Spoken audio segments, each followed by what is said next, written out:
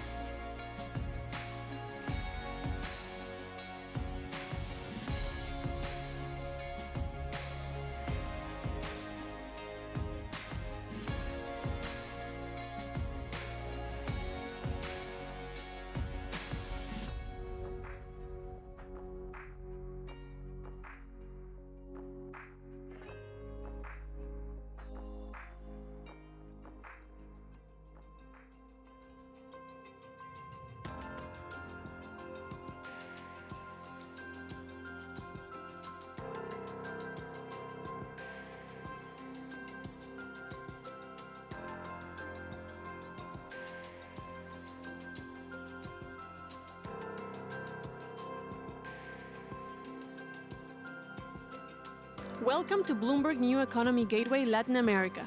At this time, please take your seats and silence your mobile devices. Our program will begin shortly.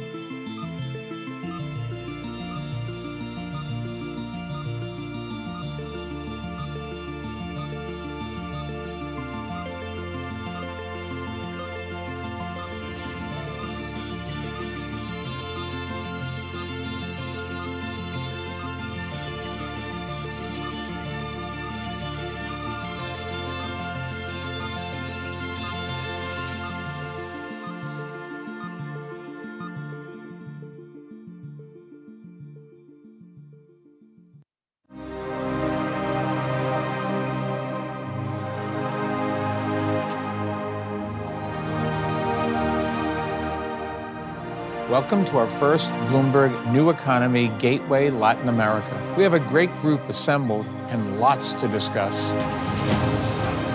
When we first planned this gathering at the beginning of 2022, the world was already facing many pressing challenges. From rain to drought, oil and gas prices surged. Worst flooding in decades. The pandemic and all the hardship it has caused, disruptive supply chains, the accelerating climate crisis, and inflationary pressures building at a rate not seen in decades. Add to that everything that has happened since the start of the year, particularly the heartbreaking tragedy unfolding in Ukraine. These challenges affect every region and every industry, and confronting them requires creativity and boldness, and public-private partnerships. That's what the Bloomberg New Economy is all about.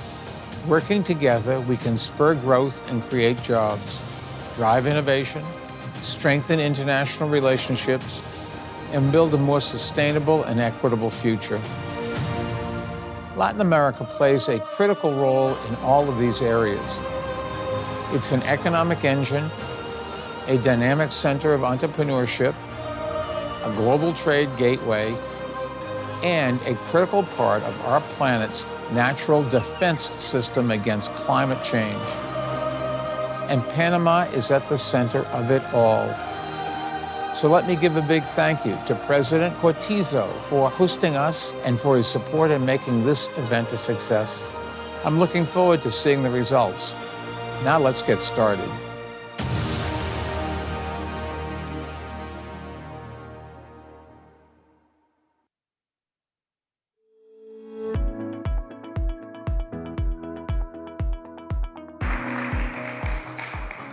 Presidente Cortizo, señoras y señores, allow me to say it again. Welcome, bienvenidos. My name is Eric Schatzker. I'm the editorial director of the Bloomberg New Economy, and I am... It's working now. There we go. As I was saying, I'm delighted to be here. What a moment to be in Panama.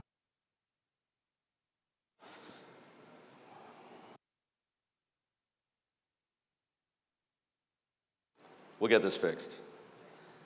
All of a sudden, for all of the reasons that Mike just described, Latin America has the world's attention. And it should. The region, as all of you know, is bursting with creativity, passion, and our...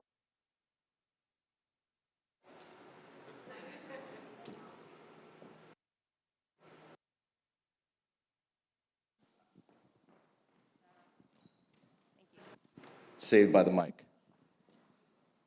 Our hope is that by bringing you together here, we can generate the ideas, build the relationships, and inspire the collaboration that makes a difference. My colleagues, some of the finest journalists in the world, will lead the conversations here on stage. But we need all of you to participate as well. Do make sure, in fact, do so now if you haven't done so already, that you've downloaded the New Economy app. You can find it on the App Store, you can find it on the Google Play Store. If you don't have it yet, please download it while I'm talking. And to do that, by the way, you're going to need some internet access. My advice is to use the BNE Gateway Wi-Fi. The password for that is Bloomberg with a capital B. It's better, at least down here in this part of the hotel, it's better than the Westin Wi-Fi. You'll get better service.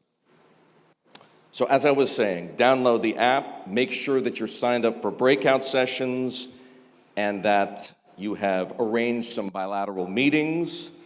The app is also how you're going to submit questions to the panelists on stage. Now, let me begin by saying a few words about our program. Since the weekend, and this will come as no surprise, we've had to make a few changes. A number of people who planned to be here, who committed to be here, have sadly fallen ill with COVID.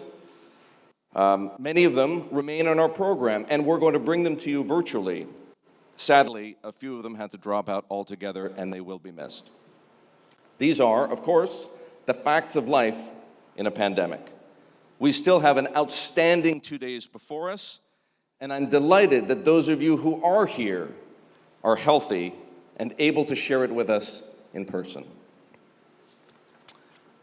I neglected to mention, you'll see over there that there's a hashtag New Economy Gateway. For those of you inclined to use social media, I encourage you to share generously using hashtag New Economy Gateway. There is no time like right now to start making the most of your experience and to shape the interactions we're going to have today and tomorrow and henceforth. So please get out your phones and open up that New Economy app I was telling you about, because I'm going to ask you to participate in the first of a series of polls that we're going to hold here on stage. So please get out your phones. There's the QR code, by the way, if you're having trouble finding the app on the App Store or the Play Store. And I'm going to bring up the first polling question. I'm hoping that there it is on screen, exactly what I was hoping for. If the world really is entering a new era of great power rivalry and deglobalization, the best course for Latin America is, number one, A, if you like, expanding trade with and deepening ties to China. B, focusing on supply chain opportunities in the United States and in Europe. Or C, taking a non-aligned position as India has done. I want you to choose from one of those three options. There are no other alternatives. It's with this that I'm going to open our first panel of the day. And while we wait for those results to come in, I'd like to invite my panelists to join me here on stage. First, we have Shannon O'Neill. She is the David Rockefeller Senior Fellow for Latin American Studies at the Council of Foreign Relations, and she is the author of The Globalization Myth: Why Regions Matter, available this coming October from the Yale University Press.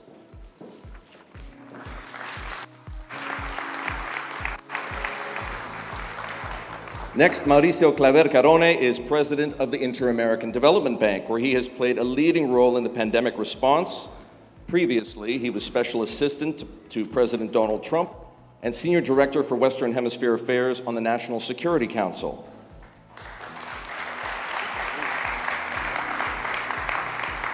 Stanley Mata is chairman of the board that oversees the airline many of you flew on to arrive here, Copa Airlines, as well as an advocate through his business and personal interests for corporate and social responsibility, leadership, and biodiversity.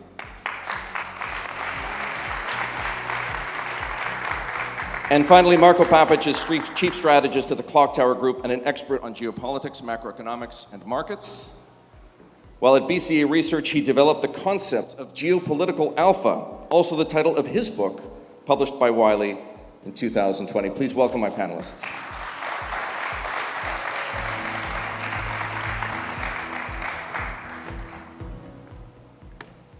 As a reminder, everyone, you can submit questions on that app I told you about. They're going to appear here on this iPad sitting beside me, and I will do my utmost to work them into this conversation. So, let's begin. Panelists, I'd like to start by taking up the same question I posed to our audience in that poll. And we're going to get those results momentarily so everybody can see what answers we got. But I thought I would start with you, Marko, the man behind this concept of geopolitical alpha. Where does Latin America belong in a multipolar world?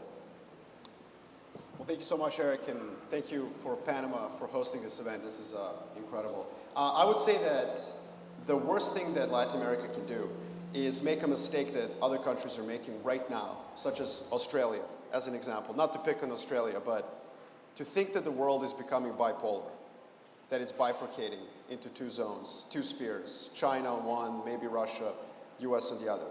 I don't see that happening at all. Ukraine didn't change anything. Ukraine is simply a symptom.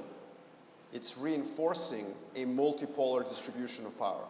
And in that world, it just makes sense for Latin America to be as promiscuous as it can be from Latin American interest perspective themselves and play every single side for whatever it can. Now, you'll talk to a lot of investors.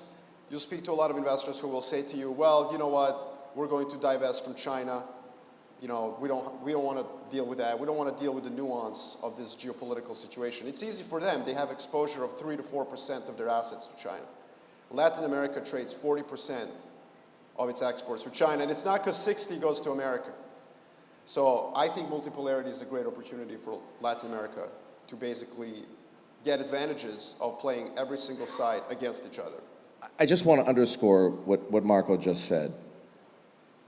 He's urging Latin America to be promiscuous. Yeah. Yes. Geopolitically. That is my expertise, a nothing provocative else. point of view. Yeah. Stanley. Since you asked for a conversation, the only comment that I would make is that when you dance with elephants, you dance carefully. Okay, now we have elephants in the dragons, bordello. and bears. You know, Are you saying, Stanley, that you share his point of view or you differ with his point of view? No, I share it in the sense that I think you have to explore all your alternatives, but I think you have to do so carefully. I think too many times we rush into things on a macro level and don't really get down into the details, and you get killed in the details. Okay, I'm looking at Shannon and Mauricio for some perspective here. Is the world rushing into things, as Stanley just said? You want to go first? Sure, I guess I would add two things to this. And sure, I think keeping your options open is always a good idea. But when you look at the trade Latin America has, not all trade is equal. So there's quantity, but there's also quality. And I look back at the history of Latin America's economies. In the 1980s, 1990s, you saw its trade growing in value added, more medium skilled, more high skilled, and that all really stopped in 2000, right when China came into the WTO. And so we've seen a huge explosion of trade with China, and that has been good. It's allowed economies to grow, it allowed poverty levels to fall, particularly in the beginning of this century.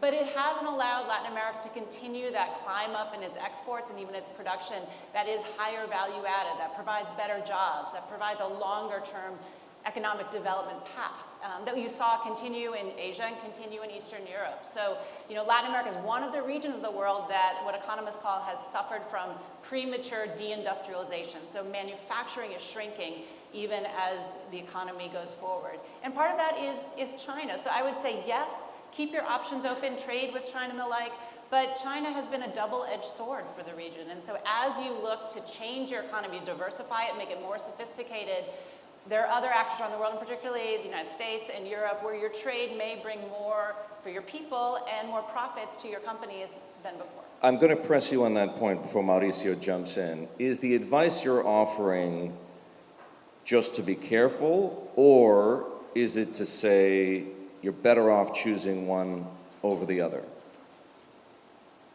Well, I would say two things. One is you may be better off in some sectors in choosing one over the other. You may be better off not just sending out raw materials, but processing them in Latin America and sending out the processed goods. And the other thing I would say is Latin America may not have a choice, right? These two giants, the elephants, as Stanley just brought up, may force you to choose in some sectors, in some areas. So it may not be, you may not allowed to be as promiscuous as you might want to be.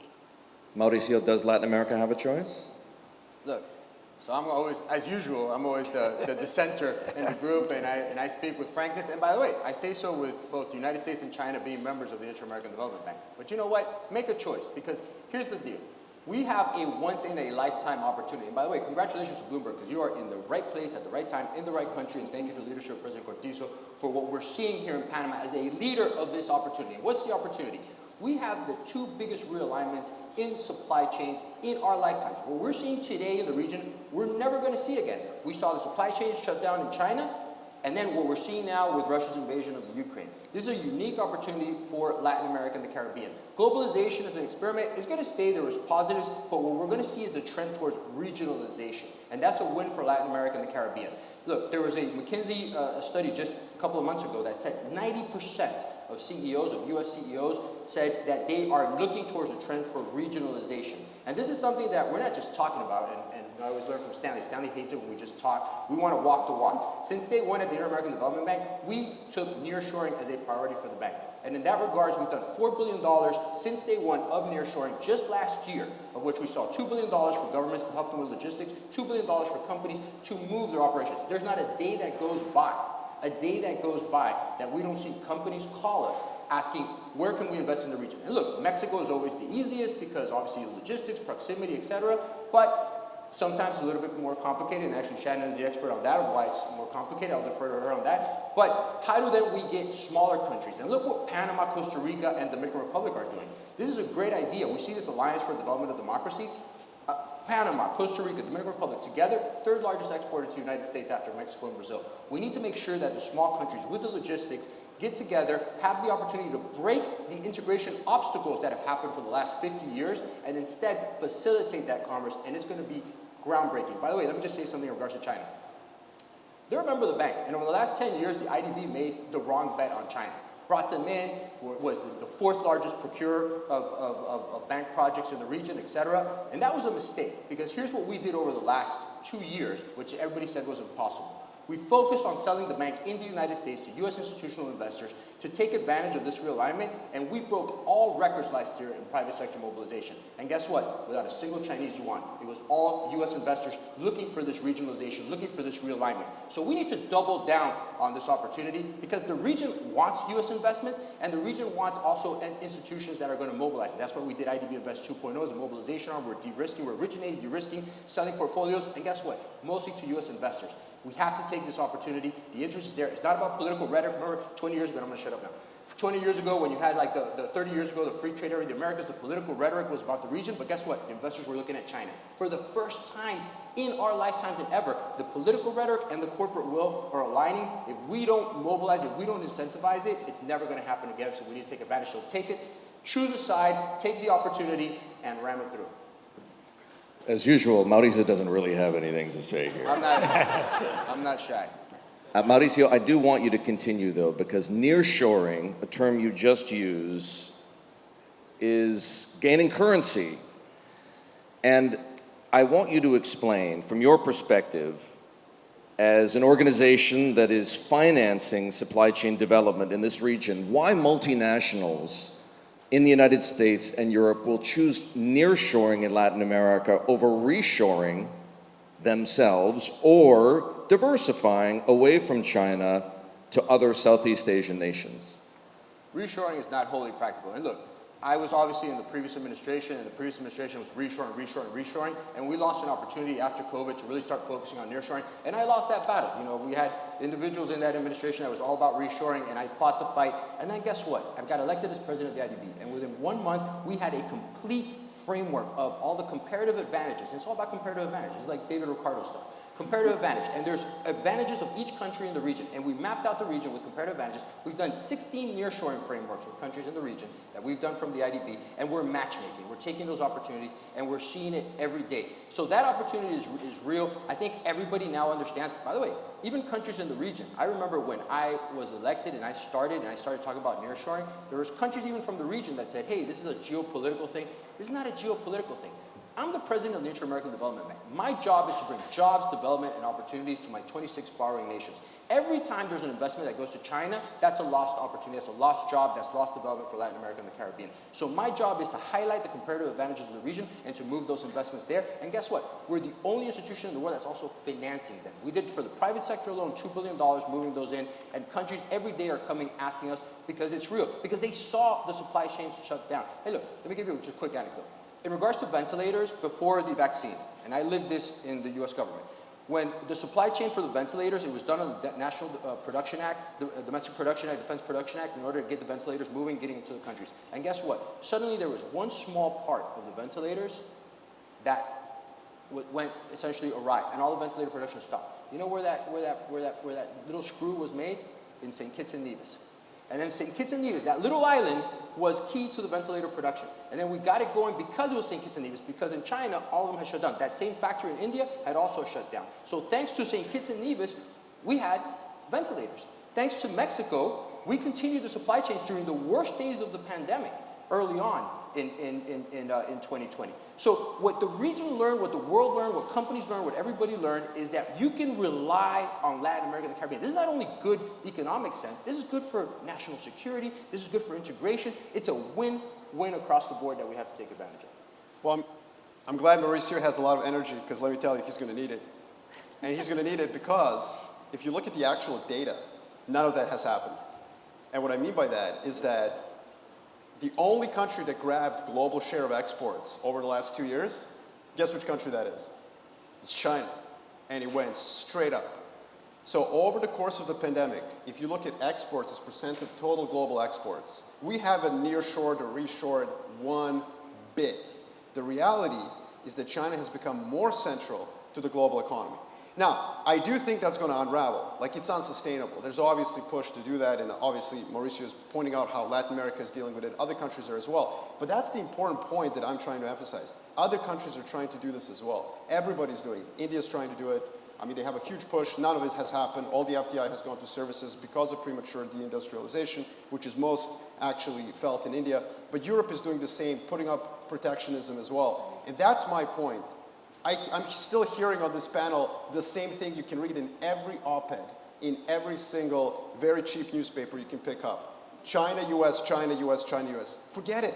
It's not China, US. The world is late 19th century, early 20th century. It's a multipolar world. You have to deal with many, many different countries, and you have to deal with them with a strategy, not just having a view that you have to pick America or China, because those days are over. And I think our biggest problem is history. We're constantly anchoring ourselves to this lullaby, this like fairy tale we tell our kids, which is the Cold War. Cold War, it was a simple world, bipolar. If you're an asset manager, you have an Excel spreadsheet. Here's where I invest, here's where I don't invest. If you're running a country, like good country, bad country, forget it. Forget it. Read books about the 19th century. We're in a multipolar world, very messy. You have to have a strategy for every single country, every single trade bloc. And that's really exciting, I think, for a place like Latin America, because you don't have to pick sides. Don't pick sides. Forget about that. Wait. Let's see where the world goes in the 5 years. Let me chime in and just in the spirit of Mauricio to dissent. And maybe because I write for one of those cheap newspapers. Well, not so cheap, because I actually write for Bloomberg. So Definitely not a cheap newspaper. Definitely not cheap. Okay. It comes with a screen. So what I see is different now. It has a little bit to do with the late 19th century, early 20th century, but different is the return of industrial policy, right? And this is something that, whether at least rhetorically was not part of the global consensus for the last 20, 30 years, even if some countries were still doing it. But now you are seeing numerous countries, many countries, almost all countries, and particularly the United States, change just not rhetorically, but also substantively. And this, I think, it's no longer going to be just markets. It will also be what governments decide. Just a piece of data to throw out there, over the last 15 years, we've seen almost 20,000 subsidies, domestic subsidies put in place by Europe, China, and the United States. And it's all pretty even. All of them are putting in similar numbers. So we're seeing so much intervention economies by governments for a whole host of reasons, some economic, some public health, some economic competitiveness, some national security reasons that are broadly defined. This is a fundamental game changer. And there I do think, it won't be every sector, but I do think we are going to start seeing dividing up. We're going to start seeing governments, particularly government procurement and particular sectors they intervene in, wanting to bring products in from places that they quote unquote trust. And this is an opportunity for Latin America, frankly. Both we're seeing markets change because of automation, because of demographic changes, because of the logistics hiccups we've seen over the last 2 years. Places that are closer to the United States, if you're serving the US economy, will matter. But we're also seeing it for these other reasons. In Latin America, the United States has very few free trade agreements on the world. It has preferential access to less than 10% of the world's GDP.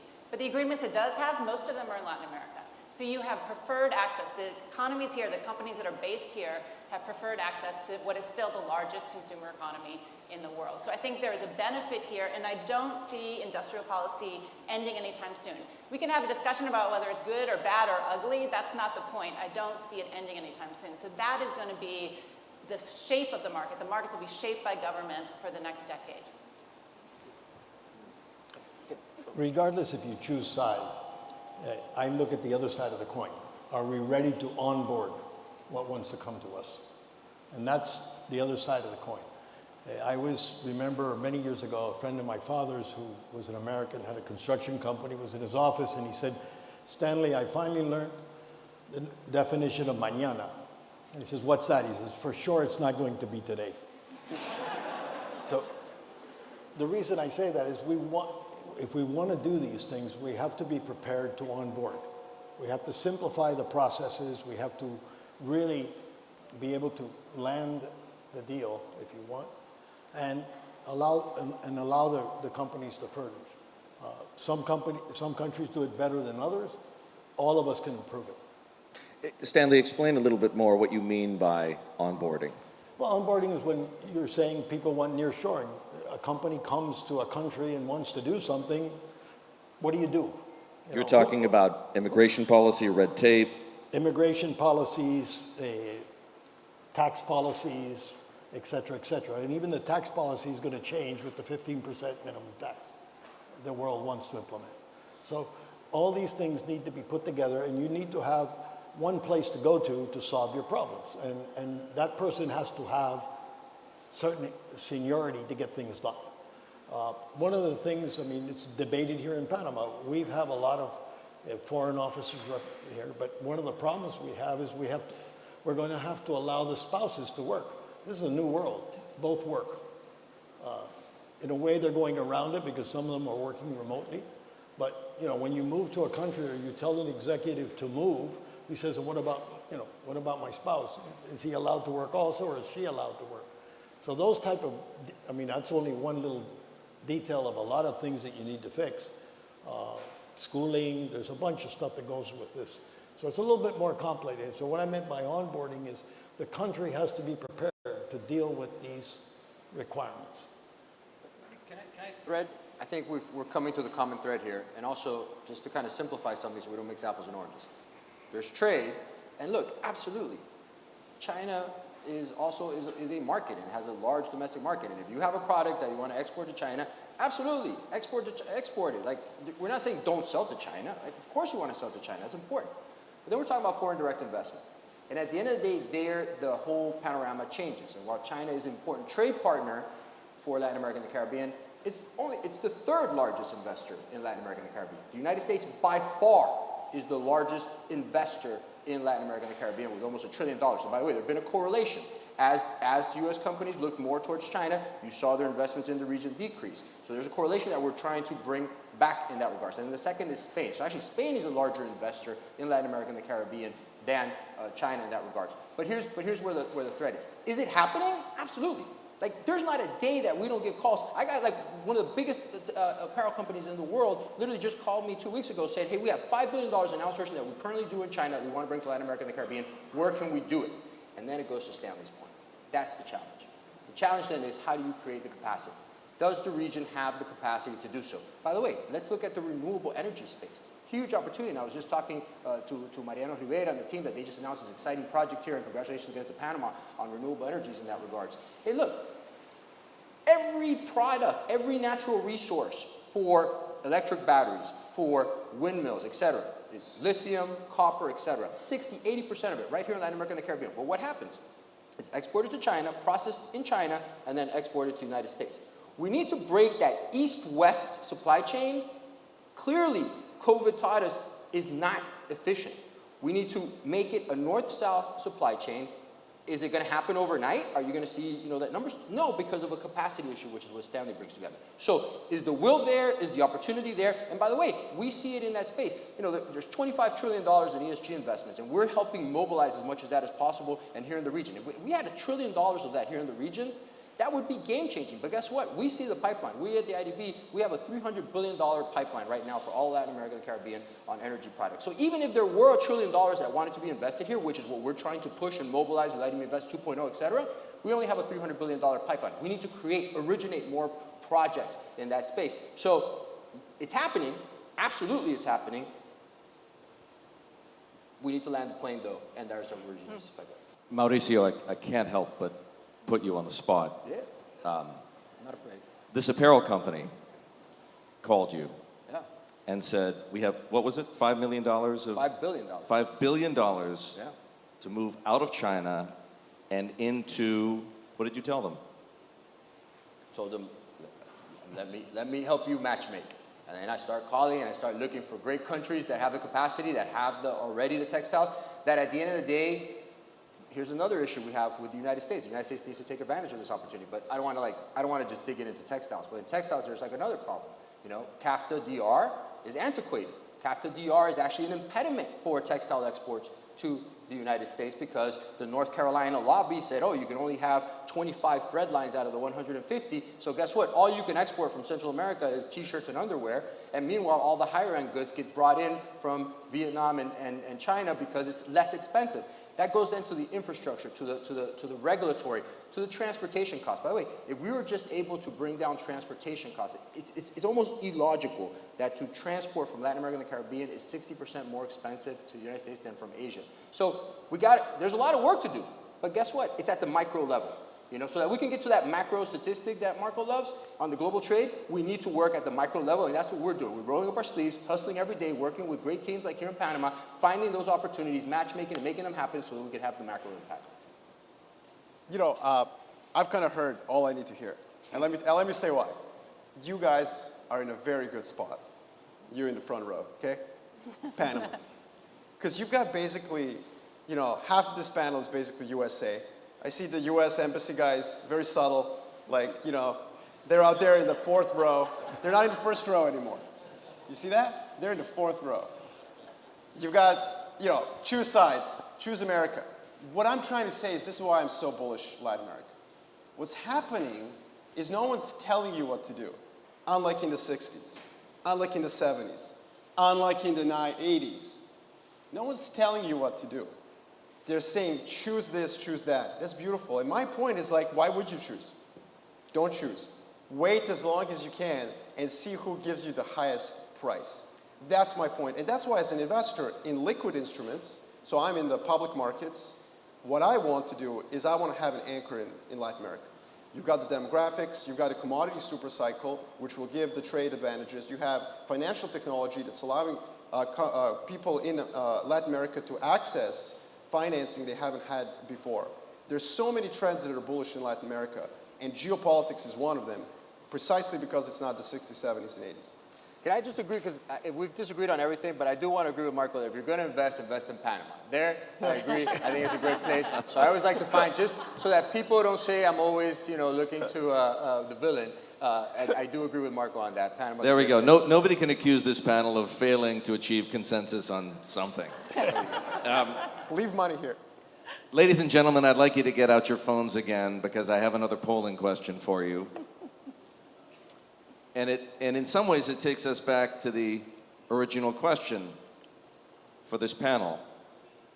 Which is the more, there we are, yes. So I'm sorry, I'm just seeing the polling results from our first poll, which I had not seen before. And overwhelmingly, the audience, I'm sure you may have seen, shows that that Latin America should pivot back, if you will, to the United States and Europe. But here's our second polling question. Which is the more relevant lesson from Western sanctions on Russia? Despite its flaws, the dollar-based financial system is still better than any foreseeable alternative, or the dollar has been weaponized and governments should embrace rival currencies as a hedge against U.S. interventionism. Ladies and gentlemen, please enter your responses, and we'll see the results shortly. And as we await those results, I'll put this question to our panel. Does any company or government doing business with China now have to consider Taiwan as a potential Ukraine? Shannon. Which of those questions? Both of those questions. Well, no, the Taiwan-Ukraine question, and we're going to wait for the results okay. here, and then we can take that up as well.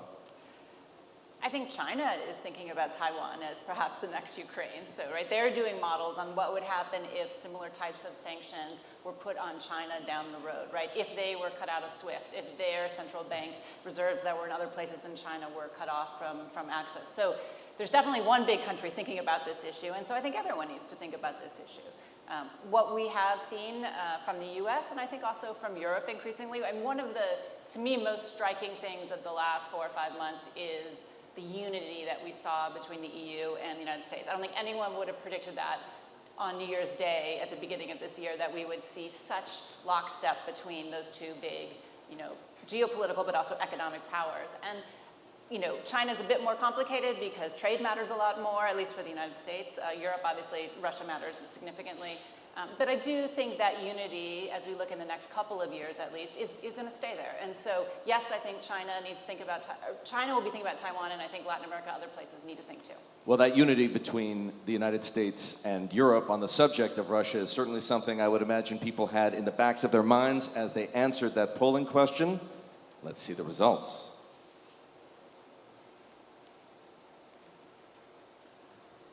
There we go. As you can all see, an overwhelming endorsement by the audience for the US dollar as opposed to some alternative. Marco, what do you think of that? Oh, 100%. I mean, there is no, I mean, you yourself, the way you say some alternative, what alternative? Bitcoin? Ha! How's that working out? You know, like, no, listen, I mean, I think that's an easy question. You know, what we saw in the 19th century is the pound went from 64% of currency reserves to 49 in like 30 years. So that's not going to change. But one thing I will say where I disagree with Shannon, I mean, Taiwan question, agree. I think Europe is going to take a cold shower in 6 months. Be very careful about projecting forward the favorite kind of op-ed theme, which is transatlanticism is back. Europe will take a cold shower in 6 months. A literal cold shower. Literally, probably, because they don't have natural gas, yes. But the point is that when they do, they're going to say, hold on a second. We had a way of dealing with Ukraine, which was the Minsk Protocol, which the Ukrainians didn't want, but too bad, we did. It worked. And then Americans showed up, and we're like, you don't have to sign that. You know, like, we've got a better idea. You're going to be in NATO. And Europeans were like, yeah, sure, maybe, you know. My point is, America has a different risk tolerance level than Europe does when it comes to dealing with Russia, for obvious reasons. How many refugees did the United States of America accept in March? I'll tell you, 16. How many did Europe have to deal with? Millions. So Europe is going to take a cold shower in 6 months, and this transatlantic thing is like a flavor of the month. It's going to last 6, 12 months. I mean, think about it. If Germany rearms, it's not going to acquire tanks and aircraft. It's going to acquire an opinion. That's what military capability gives you. It gives you the ability to back up your interests.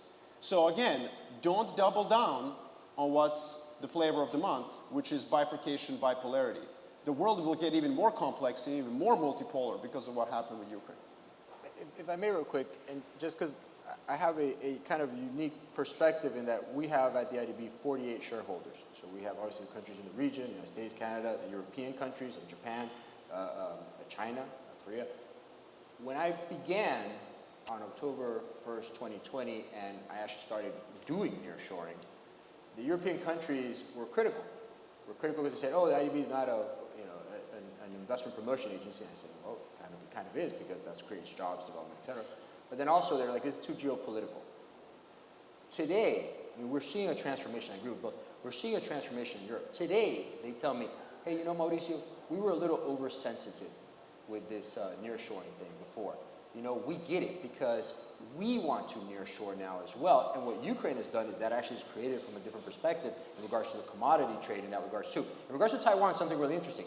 Taiwan is also nearshoring, you know, in that regards. And, you know, they too, like I talk to them all the time about their semiconductor industry. They want to invest more in Latin America and the Caribbean in semiconductor production here in Latin America and the Caribbean as well. And one last thing on the dollar. I'm just doing the quick shot. Hey, look, there's the advantage of it is look here in Panama. I mean, inflation is a global issue, but the good thing, the part of the good news and all the bad news is that Panama's been least affected because of their dollarized economy in that regards. And there, what we can do and what we do together with the government is then focusing on the vulnerable populations, how we can help them directly with the price, and obviously rice, beans, chicken, etc. But the impact that we're seeing in other countries throughout the world, we're seeing less so in countries like Panama, Ecuador, or other dollarized economies. I asked the question to the audience about whether the US dollar has been weaponized or not and what is preferable among those two alternatives. Weapon or not, Stanley, the dollar is surging. I'm sure you've noticed. By some measures, in fact, the dollar has not been this strong since the early 2000s. And of course, inflation is accelerating on a global basis. Sri Lanka, yes, it's halfway around the world, but Sri Lanka is about to default on its dollar-denominated debt. Stanley, you and I were talking about this. Many Latin American countries increased their debt loads during the pandemic. Do you think they now face the same fate as Sri Lanka? No, I think it's different. You know, just quickly, everybody's looking at the similarities between Russia and Ukraine, China. I look at the differences. And I think, just to finish with that point, that there's a lot of differences between the two. If China attacks Taiwan, what do they get? Maybe a totally destroyed island, and that's the end of it. So I'm not sure that I think they have a little bit more thought behind it. But going back to your question, look, a medium of exchange is something people have to accept. Now, the United States has been very fortunate. I keep repeating that the world has $1 trillion lent to the United States at 0 interest rates. And everybody says to me, what's that? I said, that's the amount of US currency floating around the world that is never coming back. And why is it there? It's because they don't accept the euro in the same fashion. They don't accept any other currency in the same fashion. So it's a matter of acceptance. It's not really a matter of whether it's being imposed on you. You have little alternative to store value. And that's what people have used for, I guess, at least 100 years. So I don't see it as a weapon. I just see it as a reality, and you have to deal with that reality. Well, the reality now, of course, is that the dollar is very expensive. It gets increasingly expensive in local currency terms to service your dollar-denominated debt. Well, I mean, it kind of depends. I think country by country. Commodity importers like Sri Lanka are going to have a problem. I mean, that's what's really at the heart of what's going on in Sri Lanka. Commodity prices have surged. But I think that the dollar surging is actually, there is a benefit. And the benefit is that it's going to help tame inflation in the US. Because the much bigger problem for countries like Panama or any other country in the world is that the Fed is now laser focused on fighting inflation. Again, that's the economist's cover. Like, let's just go 6 months ahead of time. I think in 6 months, this hashtag inflation hysteria will become hashtag recession. And what's good is that I think that inflation is probably going to peak. It's not going to come down below 2% for a decade. Don't get me wrong. Like, if you're invested in bonds, take what I just said to heart. But the point is that it's probably peaking. And over the next couple of months, the Fed is going to be able to step off the accelerator a little bit, which is very positive for countries in emerging markets. Because right now, everyone thinks the only path of interest rates is higher, much faster. I think dollar strength is the first pillar of that being eased. The second is the fact that China has decided to like double and triple down on this COVID-19 policy, which is going to wash the world in disinflation. Stanley. Quickly, 2 things. If you look forward, what should we worry about? I think you have to be careful what imports you're going to need and are you going to be able to get them. And the second thing is countries are not going to have easy markets. We went into COVID with easy markets. Most of the countries were able to borrow. Yes, the percentage of debt has gone up, but it's gone up because the GDP went down and the amount of debt went up, so the percentages are a bit exaggerated. But the real problem going forward, to me, is you're going to have to worry about what you import. Are you going to be able to get it? And I don't think there's going to be that easy money out there.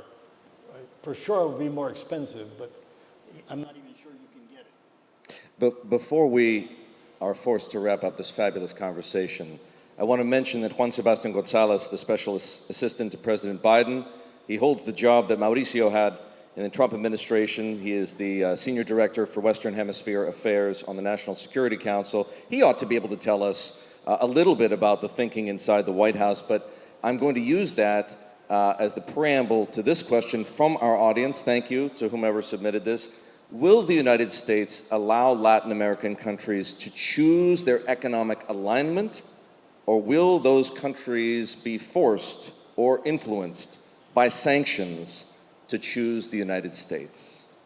Shannon. Here I agree with Marco. I don't think we're going to force anyone to choose anything. I think it's going to be really hard to trade with Russia right now, though Latin America doesn't trade with Russia.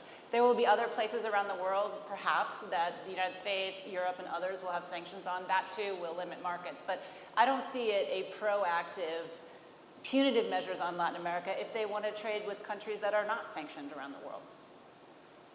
Mauricio. So look, I've been there. I've been here. I know what tools the U.S. government has. I know what tools it doesn't have. Forget about it. Forget about governments. Get your mind off governments. Focus on the private sector. It's the private sector that's going to create growth. It's the private sector that's going to invest. And there's no greater private sector in the world than the U.S. private sector in that regards. And what we have to do, what we have to focus on is incentivizing. And that's why we've been focusing. We came into the bank, we created this new model. We're going to mobilize that private sector investment. We're facing trillion-dollar problems in the world, and our IFIs have billion-dollar budgets. We can't deal with that. Only the private sector can do it. But here's the opportunity. I'm going to close on a positive note for Latin America and the Caribbean.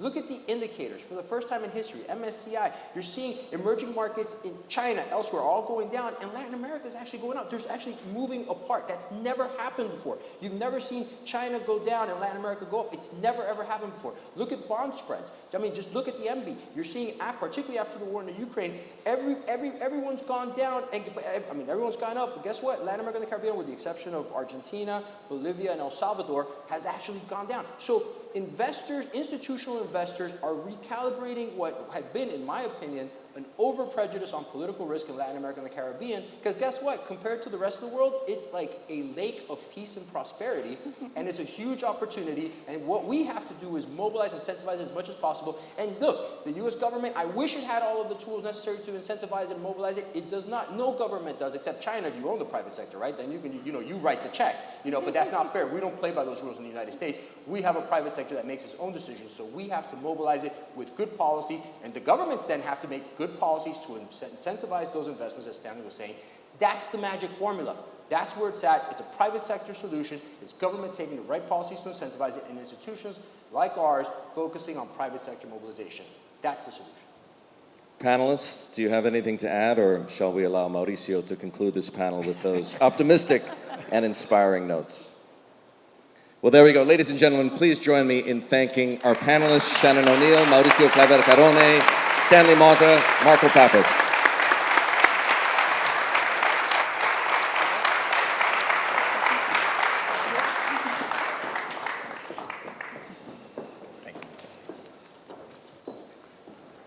What a way to begin. Folks, as I mentioned at the outset, some of the people we wanted to be here simply couldn't be here. The pandemic isn't over, after all. And one of those people is Michelle Bachelet. She is the former president of Chile. President Bachelet has served since 2018 as the United Nations High Commissioner for Human Rights. And she spoke in this pre-recorded interview with my colleague, Stephanie Flanders, the head of Bloomberg Economics. Please turn your attention to the screen. Thank you so much for joining us. I know everyone here is going to be extremely interested in what you have to say, particularly about the politics and human rights issues in this region. But of course, given the headlines of the last few weeks and the big focus on what's been happening in Ukraine, I have to ask you about that briefly. I noticed that the UN Human Rights Council voted last week to deepen an investigation into the alleged human rights abuses in Ukraine by Russian forces. Do you believe that Vladimir Putin or Russian military officials should be prosecuted for war crimes?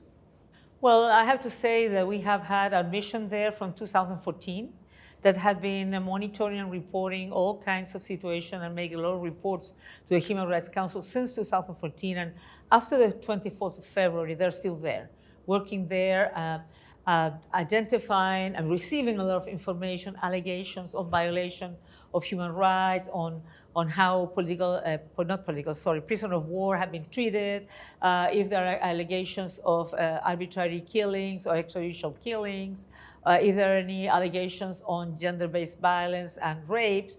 And our job as the Office of the High Commissioner is to get all that information, to verify it, to see what are facts that are real and which are not. Because in this kind of situation, we need to ensure that the information we share with the world, and of course with the media as well, are facts that are real. And also, but it's not for us to say whether something is a war crime or not. There is a particular, if I would say, methodology to identify if the allegations are a reality, and we do that. We are also asking to preserve evidence, because the only possibility of defining war crimes is on a tribunal with evidence base and, of course, with the criminal investigation.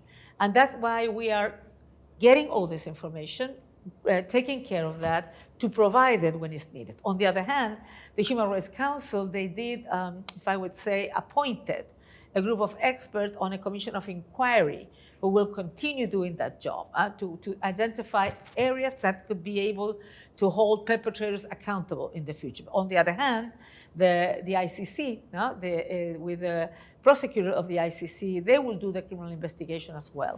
And there's also a third mechanism, that is the Eurojust.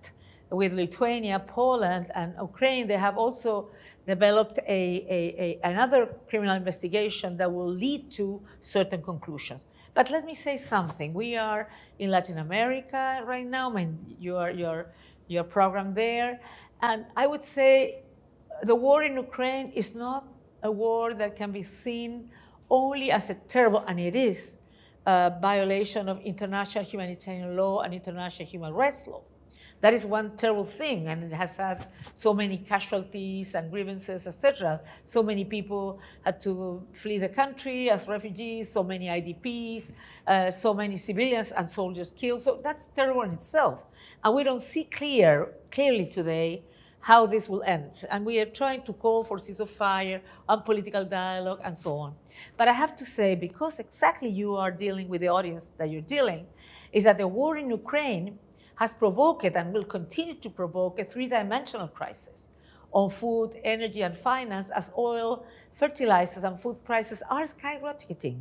And there will be serious effect in Latin America and in the Caribbean, already deeply affected by the COVID-19 pandemic. Price increases particularly affect vulnerable population as they spend a larger share of their income on food or energy. And we have seen already, not only in Latin America, even in Europe, how inflation has gone up and prices are going up. So to protect the most vulnerable and often excluded, we need to think on solutions that member states need to develop. So we need to strengthen, for example, social protection programs. And the international financial system should provide relief from debt servicing and continue to make critical investments in sustainable development to promote employment and economic growth.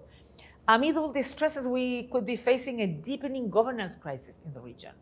Amid low trust in institutions and political and social polarization, if we continue with high levels of inflation, with lack of enough food, with people having not any support, there will be a big social unrest.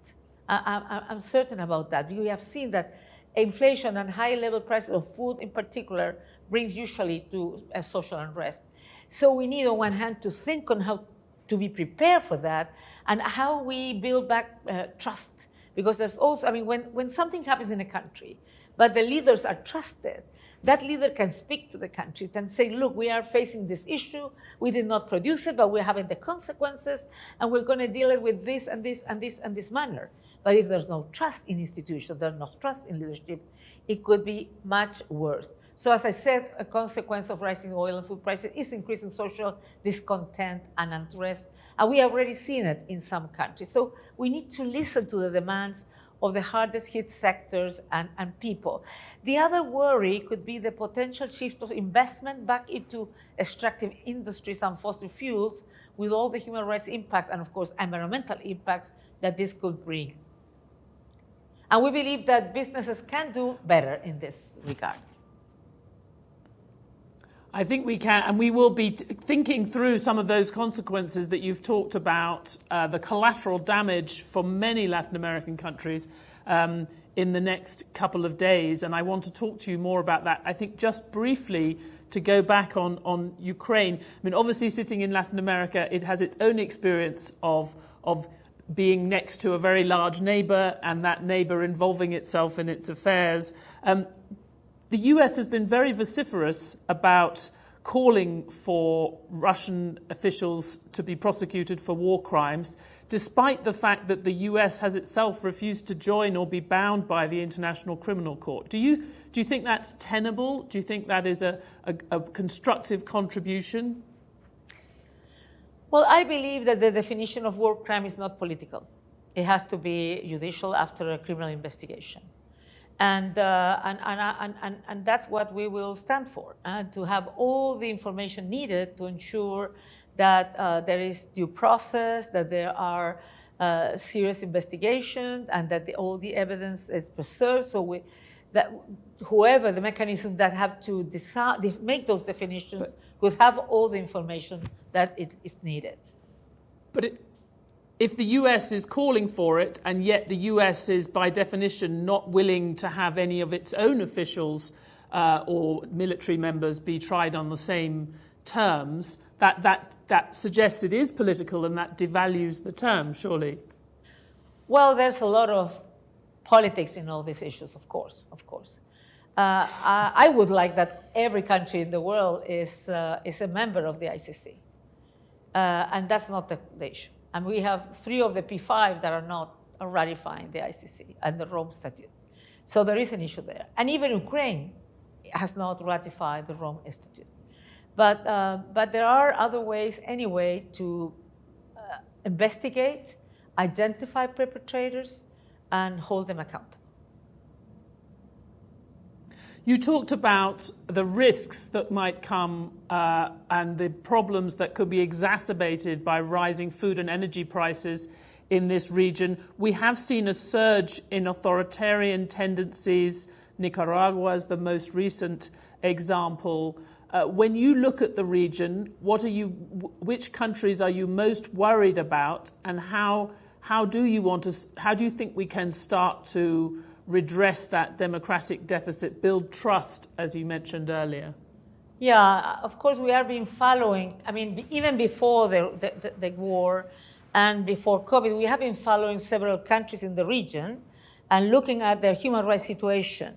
As you may know, these countries are like, we have been working strongly on Venezuela for a long time. And we have been identifying there which are the issues, the challenges, the problems, and also identifying which are the possibilities to improve the protection and promotion of human rights. If Venezuela has a good economic growth, that is welcome. It is key, though, that this growth needs to be used to ensure people can have an adequate standard of living. And I continue to encourage the lifting of sectorial sanctions to contribute to relieving the needs of the most vulnerable people in Venezuela. I do believe that individual sanctions can play an important role, but when you have sectorial sanctions, what happens is that the people who are the most vulnerable ones are the ones who are affected because there's not enough money for supporting the health system, the social protection system, the education, and so on. The Venezuelan government has announced reforms of certain systems that are important, signed, like the justice system, the restructuring of the national police. They are promising steps, but they need to be implemented in a genuine and effective way to be able to address past human rights violations and particularly prevent their recurrence. And we are there in Venezuela to work on these issues.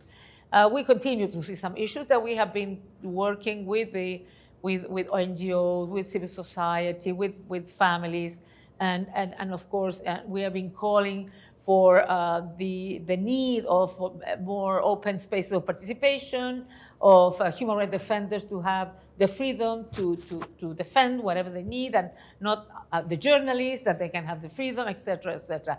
Trade unionists that has been detained, that must be released, and the due process must be upheld. So we are in a political dialogue with them as well. I think we believe that the political dialogue between the government and the opposition is encouraging, and I would like to call the parties to resume dialogue in good faith and also encourage the international community to continue supporting these initiatives. I hope that the conversations in Mexico can be resumed. On Nicaragua, yes, we have many people have been arrested in the context of the 2021 elections, and these are extremely concerning. And we have been calling the authorities to release all those arbitrarily detained. The government has continued to cancel the legal status of civil society organizations and universities, and we have also called authorities to restore those status because those organizations have been arbitrarily dissolved or sanctioned. And of course, there is a new law that concerns us a lot on NGO, further restricting the functioning of civil society contrary to the country's human rights obligations. I think Nicaragua must remain in the international agenda. Last March, the Human Rights Council adopted a resolution that allows my office to continue monitoring and reporting on the human rights situation in the country, and it has established a group of human rights experts with an accountability mandate in parallel to the mandate of my office. We are also being concerned about El Salvador, about the state of emergency, which led to more than 30,000 people being arrested, and the subsequent amendment to criminal law and criminal procedural law. I mean, we recognize, I have to say, I haven't been in office myself. I understand that security and how you deal with delinquency is a very, very challenging issue. And I recognize the challenges posed by gang violence in El Salvador. But we have to do things not only, I mean, the intention can be good, but we have to do it in a way that you respect international human rights law. So yes, a state has a duty to ensure security and justice, but it should be done in compliance with international human rights laws.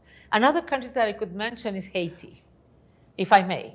There is a rapid deterioration of the human rights situation in Haiti as a result of violent clashes between heavy armed gangs, rapidly expanding their control over the territory. And this is very concerning. And of course, there are ongoing discussion about the future format of the UN presence and mandate in Haiti. And I think it's paramount that the protection of Haitians' human rights is at the heart of the international response. So much more needs to be done to ensure security, protect the population, overcome structural institutional shortcomings, and reestablishing trust in public institutions. That is fundamental if we would like to democratize and consolidate rule of law, including the holding of peaceful and transparent elections.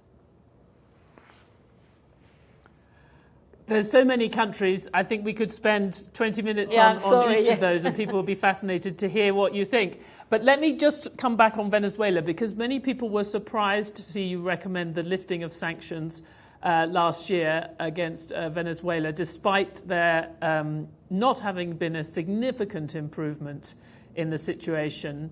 And I noticed that there have been 93 incidents that your office has seen related to restrictions on Venezuela's civic and democratic space just since last autumn. And yet you've said again that you are in favor of lifting sanctions. Is that because you don't think they are the right tool for Venezuela? And do we use them too much in other places? Well, as I mentioned before, Stephanie, we differentiate individual sanctions, sanctions to individual people who you could think are responsible for violation of human rights and they need to be held accountable, from sectorial sanctions. We are against sectorial sanctions, not only in Venezuela, everywhere. Because what happens is the sectorial sanctions usually hurt the poorest. In any country, you could have an authoritarian government, and they might have access to money. They won't be harmed, probably, if you do certain sectorial sanctions. But for the poorest, they depend on the production of oil, the production of coal, whatever the country is producing, on the possibility of having access to health, education. I did this recommendation on 2020 on looking at COVID-19 responses. I mean, when a country have hospitals almost broken with very little resources, with few medical personnel and medical supply, these kind of sectorial sanctions were very complicated. But I have to tell you, when I visited Venezuela in 2019, I spoke to people who are not pro-government, mothers and doctors of hospitals, or children's hospitals, who were affected by the sanctions. Even though some sanctions are supposed not to include medicine, medical supplies, there is a lot of overcompliance. Banks do not want to risk anything, and so they do not provide the resources for the families to have access to that. So what happened, for example, I was speaking to some doctors. They have these children who needed a kidney transplant, and there was no possibility to do it in the country. So they were sending these children to Italy or Argentina. But the banks won't send the money to those places, so they wouldn't accept it. And many children died because of that. So that's what I mean. I mean, when you are doing some sanction, you need to think exactly who you are impacting. And usually, you don't impact the powerful. You impact the more vulnerable people. And And this impression we have at many people. The dynamic that you mentioned is very visible in Afghanistan, I know, and even despite the efforts to allow aid to continue to go through, as you say, people are very risk averse. Briefly, on the political prospects for Venezuela, what are you hoping will be the political solution? Do you think you can have a free and fair presidential election in 2024? Well, I am a chronic optimistic, if I may say, because otherwise I will have to give up. I always use these words of Desmond Tutu, who used to say, I'm a prisoner of hope. And so I hope that parties will sit together understanding that they need to think on Venezuela as a whole and which could be the best political dialogue to ensure that in 2024 they are fair, transparent, and very participative elections. And I hope this will be resumed soon, so opposition and government can get into agreements that can give the minimal conditions for everybody to feel that that can be certain and that can be a process that could achieve the result that we all want, fair elections. You mentioned the challenges of office, and it's certainly better that you are conscious in your criticisms that how challenging it is to be on the other side, the receiving end of these criticisms when you're in office. We have seen new governments come in on a wave of optimism in Peru, Ecuador, Honduras, and certainly your own native country, Chile, and very rapidly lose support. If you look at the new president of Chile, Gabriel Boric, he seems to have lost support very quickly, and he's coming in trying to fulfill very important goals and hopes and dreams. So as someone who's been very much in that situation, what's your advice to him? How can he come through on that optimism that brought him to power? Well, I mean, first of all, and I spoke to him that when I was in Chile in summer, I told him there has been so huge expectation on your government from enormous amount of people. And I have to tell you, Mr. President, I told him, big expectations can never be met because usually they're unrealistic expectations because people want changes, but in a month, in 2 months. No? And particularly when you are thinking on issues that need sometimes more transformational changes, not just a small little thing. I mean, you can have goals that you can do in 6 months, but many of the more transformational changes will take a bit longer. But on the other hand, I think they had to deal with issues that are very challenging for any government. COVID-19, still COVID-19 pandemic, the economy with the COVID-19 and the consequences of COVID on the economy and the employment, and now the consequences of higher levels of inflation due to the war. So clearly, I think for any leader, this is a very challenging moment. I think, and of course, there is other issues that in all South America exist as well, like level of delinquency, the security issues, and so on. My only recommendation could be always speak openly to the people to explain the challenges and explain what you're going to do to address these challenges. But on the other hand, to explain that there are no magical solutions. So I think the possibility of ensuring that even though you might not have an instant solution to this problem because there are structural problems, it's not something that you can just solve with a new law, or even if a new law is fundamental, it will take time to have a new law. The other thing that has happened, I guess, is all this process of a new Chilean constitution that's been going on created also a lot of expectations. It was good because the country through that has channeled the social outburst of 2019 in a democratic and participatory process, but also in something very interesting because it's completely paritarian.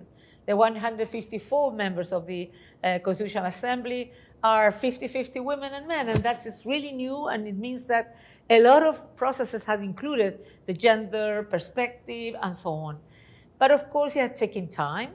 And people want solutions now, want changes now. And it will be until the 4th of September, when there will be the referendum where this new constitution can be approved or not by the people. So I think they're leaving a lot of challenges. Do you think it will be approved? Do you think it will be approved? I hope it will be approved. I think it should be approved because, I mean, there's no... I haven't read the last document because it's not ready, it's just being worked out.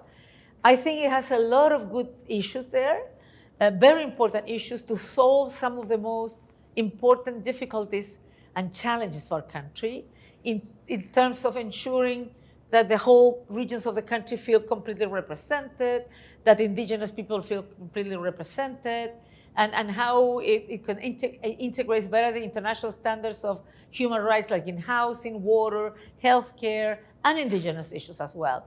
And it's offering a new social contract based on plurinationality, legal pluralism, and interculturality. Some of the things sometimes for some people are not easy. I think one of the challenges that they have is to be able to communicate better to the people so people can understand what is it about, because some people are more concerned, of course, of working, having food, you know, the normal concerns of somebody, and not being able to get in touch in detail with these issues. But I think it's a great opportunity, and I hope it's approved. You mentioned in relation to the gang violence in El Salvador, but there is a lot of violence and arson happening in the south of the country in Chile now between the extremist groups and the police. How can this young president handle that, reduce that amount of violence without falling into the kind of human rights violations that you've talked about in other countries?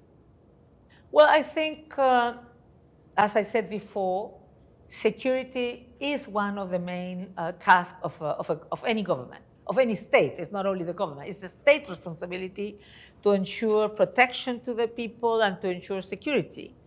And it can be done in compliance with humanitarian and human rights law.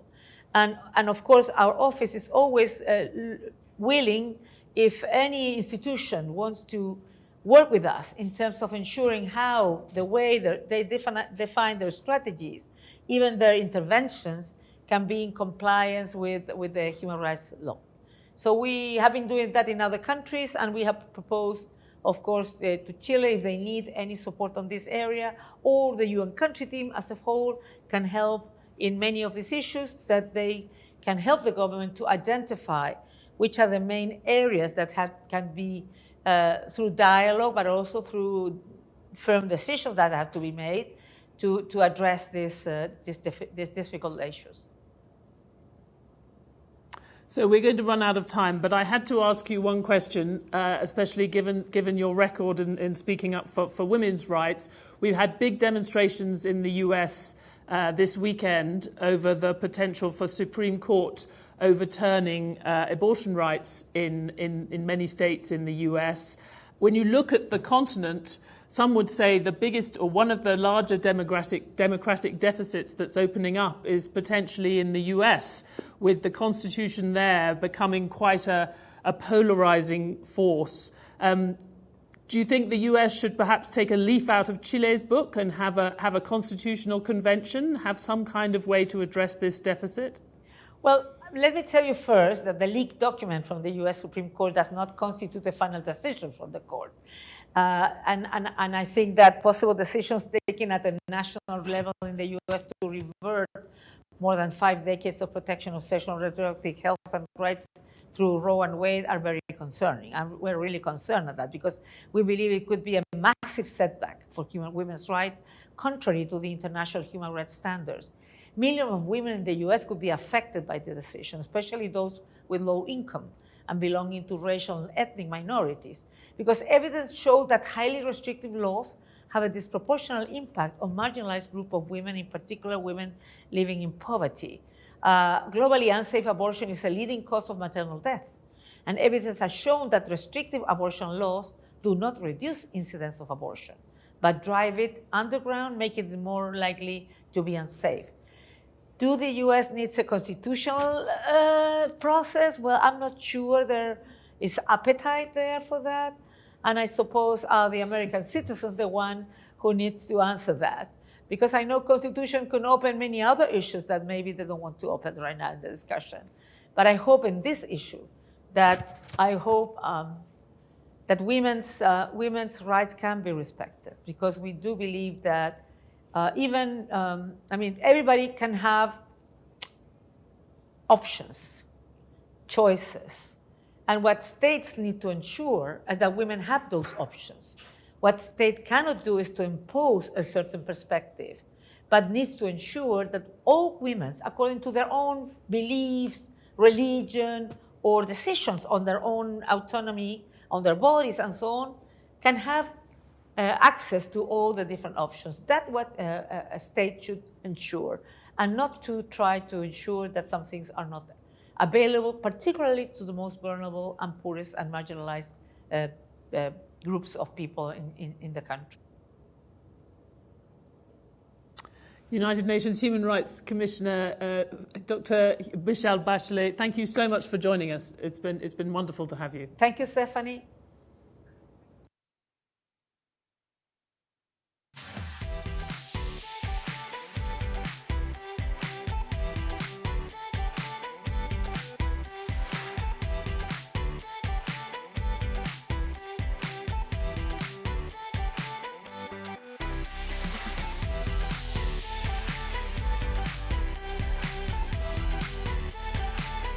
Please welcome Peter T. Grauer, Chairman of Bloomberg LP.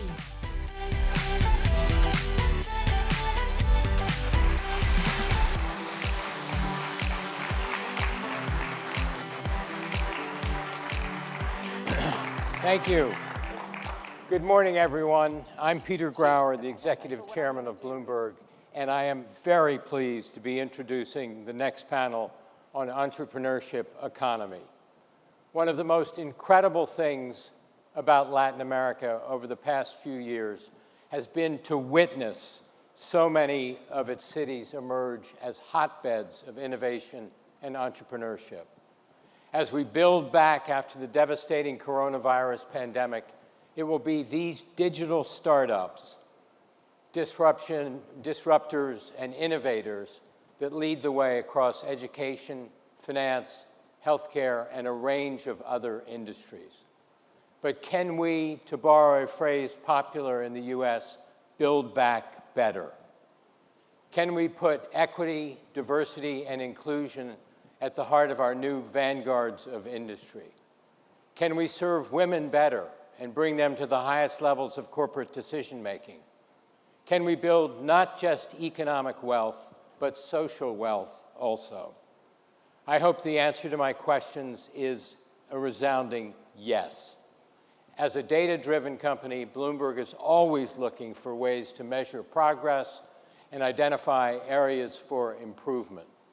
This was the guiding principle behind the Bloomberg Gender Equality Index, the GEI, which we launched in 2016 and which today represents the most comprehensive investment quality data source on gender equality in the world. The GEI embodies two of Bloomberg's key missions, bringing transparency to the opaque and creating diverse and inclusive work environments for all. By providing objective, aggregate data on areas like policies and products geared towards women, we can draw new insights and I hope achieve a much greater impact. And in recognizing the firms that are succeeding, we are pulling back the curtain on how they are driving change and creating a benchmark for best practices and effective policies for promoting women. Of course, the equality conversation involves not only women, but also people of different ethnicities, nationalities, sexual orientations, and religions. It also means supporting our coworkers that live with mental health issues or other disabilities. I stress this point because it's one that can often get lost in the diversity dialogue. As leaders, we need to reflect on whether our resources and efforts are impacting all, not just some. In order to create companies that are truly inclusive, we must take a holistic approach to diversity. One of the issues we've been focused on at Bloomberg has been the growing body of increasingly convincing data and research that shows companies which encourage diversity and are inclusive in their culture enjoy much better business results. It's become clear to me that bringing in a wide variety of employees isn't just about doing the right thing for individuals. It is also about doing the right thing for corporations, and it is a business imperative. Especially today, when the fight for the best people is greater than ever, companies must embrace inclusion to access the widest pool of talent. Diversity and inclusion, in short, are no longer merely ethical imperatives. They are business and economic necessities. And with this as our North Star, I'm delighted to welcome our panelists and moderator, Bloomberg Businessweek Carol Massar, to the stage for the next panel discussion, the entrepreneurship economy.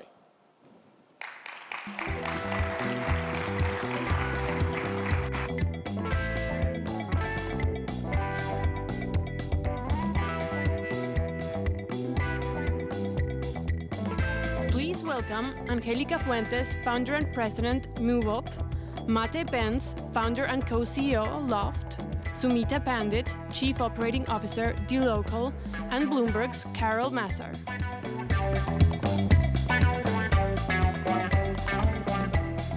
Buenos dias, everyone. Good morning. Good morning. We have an incredible panel to talk about the startup community in Latin America, entrepreneurship in general.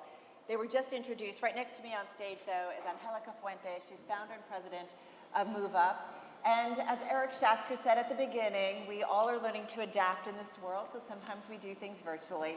And so I'm so delighted to have with us, we have Mate Pence, who's co-founder and co-CEO of Loft. Mate, welcome. And also Sumita Pandit, she's chief operating officer of dLocal. So I just want to set the stage in terms of what we have seen when it comes to the startup community in Latin America. This is a Bloomberg story that just ran. For a hot second, there was no better place for entrepreneurs seeking financing than Latin America.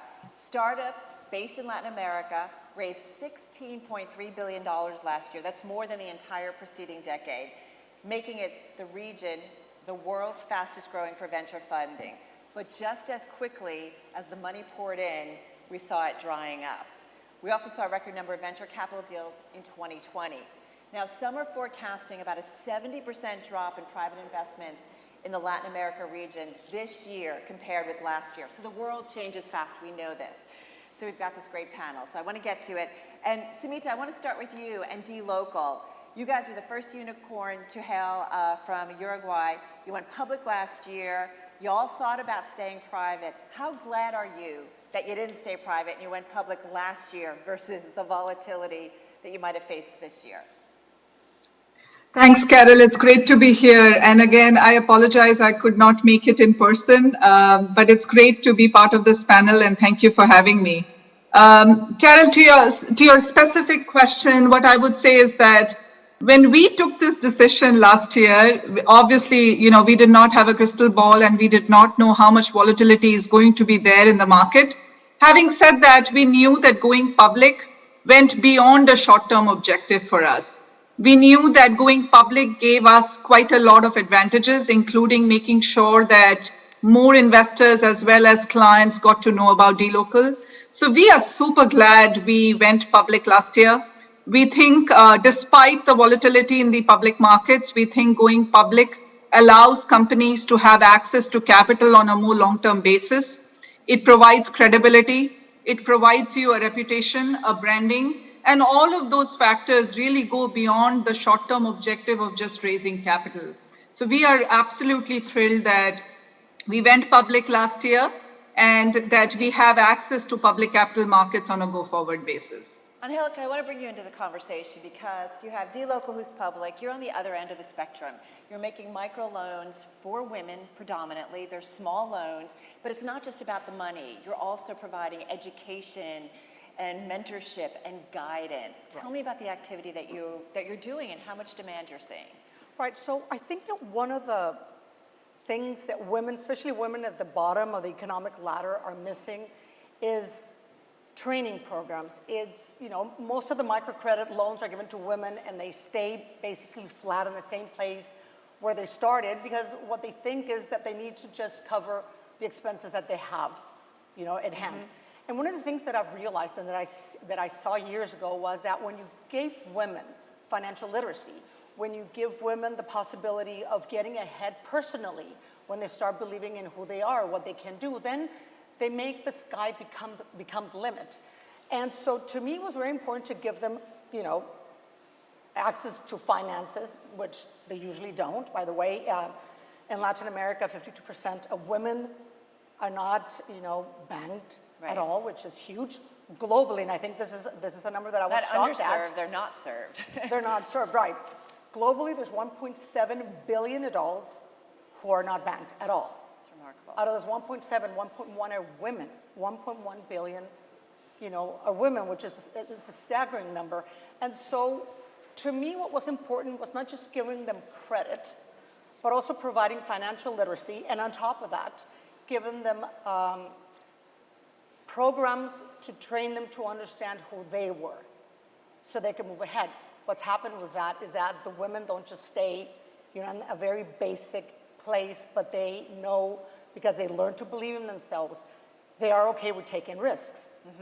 They learn that it's okay for them to be ambitious, which is something that in Latin America, if you're a woman, you do not even think that ambition is something for you. So to me, that's very important. It's a process. It is a process, yes. Mate, I want to bring you into this conversation. So I mentioned dLocal, public.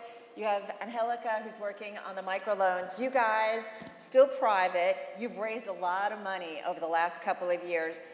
Remind me about the ease that you've had in terms of access to credit.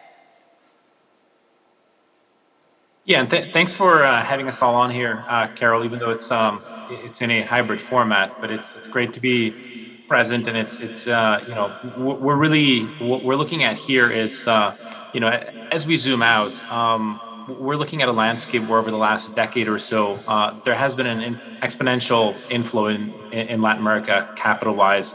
And certainly over the last couple of years, there's been a very large spike. You mentioned it sort of for a hot second, there was a big influx. You could say that the party sort of started late here and ended together with the rest of the world. And I think when I zoom out here, I've been operating as an entrepreneur for about a decade in Brazil, and I would say that over the last couple of years, access to credit, access to equity, access to capital markets more broadly has definitely been more democratized, but we're still extremely sort of early innings compared to anything else that I've seen elsewhere in the world. So when we look at sort of venture funding as a percentage of GDP, both in Brazil and across Latin America more broadly, we're talking about a small fraction of the penetration that you would see in markets like the US, markets like China, or even other emerging markets like India and Southeast Asia. So kind of when I look at not just our specific case, but when I look at the market more broadly, I think that that there has been a sort of blip on the screen over the last few years in acceleration, but certainly I'd say that on a long arc, there's still a long way to go to close the gap versus kind of more global averages of venture funding and just democratization of the credit and equity ecosystem for startups. Now, what does that mean in terms of the companies that operate, whether it's early stage companies or whether it's late stage companies or even private companies? I think it means that what you're actually finding today in the region are companies that by design or by definition are a lot more resilient. Whether they were born in the last couple of years or whether they were born a decade ago, companies just had to survive in an environment of scarcity, in an environment of kind of relative adversity too. When we started the company, when we started Loft in 2018, Brazil was in a deep recession and was looking like it'd be coming out of that recession in 2019 or 2020. 2020, we saw COVID hit. So I think a lot of entrepreneurs, a lot of operators across the region, a lot of companies, when you look at sort of the financial health and you look at sort of their capitalization, these are companies that structurally just had to deal with much more scarcity. I think that, again, lots of companies, us included, have been able to tap capital markets, publicly or privately, quite well in the recent past, but I don't think that that sort of fundamentally changed the hardwired DNA, if you will, of the entrepreneurs and operators in the region that just have to operate in a more frugal fashion. And I think you see that with companies like the local, going public and doing so with a much more robust business model than perhaps some of the markets that just are a lot more flush with capital. So I think the point I want to make is that on a relative basis, we did see a significant influx, but this influx is is on a relative basis very little compared to what we saw in the US and elsewhere. And I think hence, as we look forward over the next couple of years, there might be a sort of absolute decline versus these last few years, but we should, on a relative basis, see more interest in the region compared to other markets.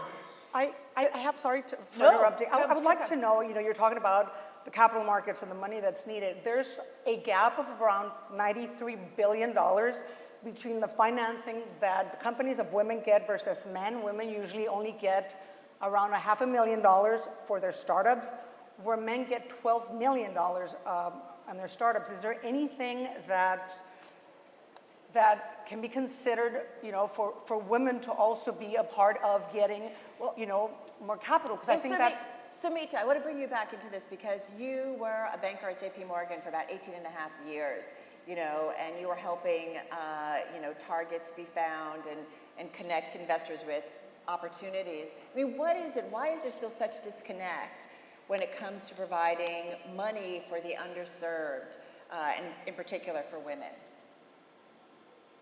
I think there are multiple reasons for that. I think in most cases what we saw, and I would say this is more when I was an agent and was trying to connect what I would call founders with capital sources.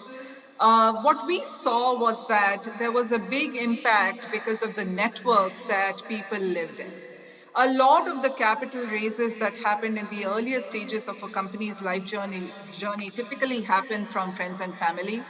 Who you network with, what's your immediate circle makes a huge difference to where you end up taking your company. I do think that that's changing. I think there is more structured and purposeful investment criteria that investors are using today. And this brings into question an important point, which is close to my heart, which is about how purposeful should it be? Should investors have more specific guidelines as to where and how they invest? Or should it be really driven by just a profit motive? And I think that's the social question we need to understand as we think about investors. Most investors are driven by a profit motive. There is no other motive. But sometimes just a profit motive is not the best motive when it comes to where capital is actually flowing in the short term.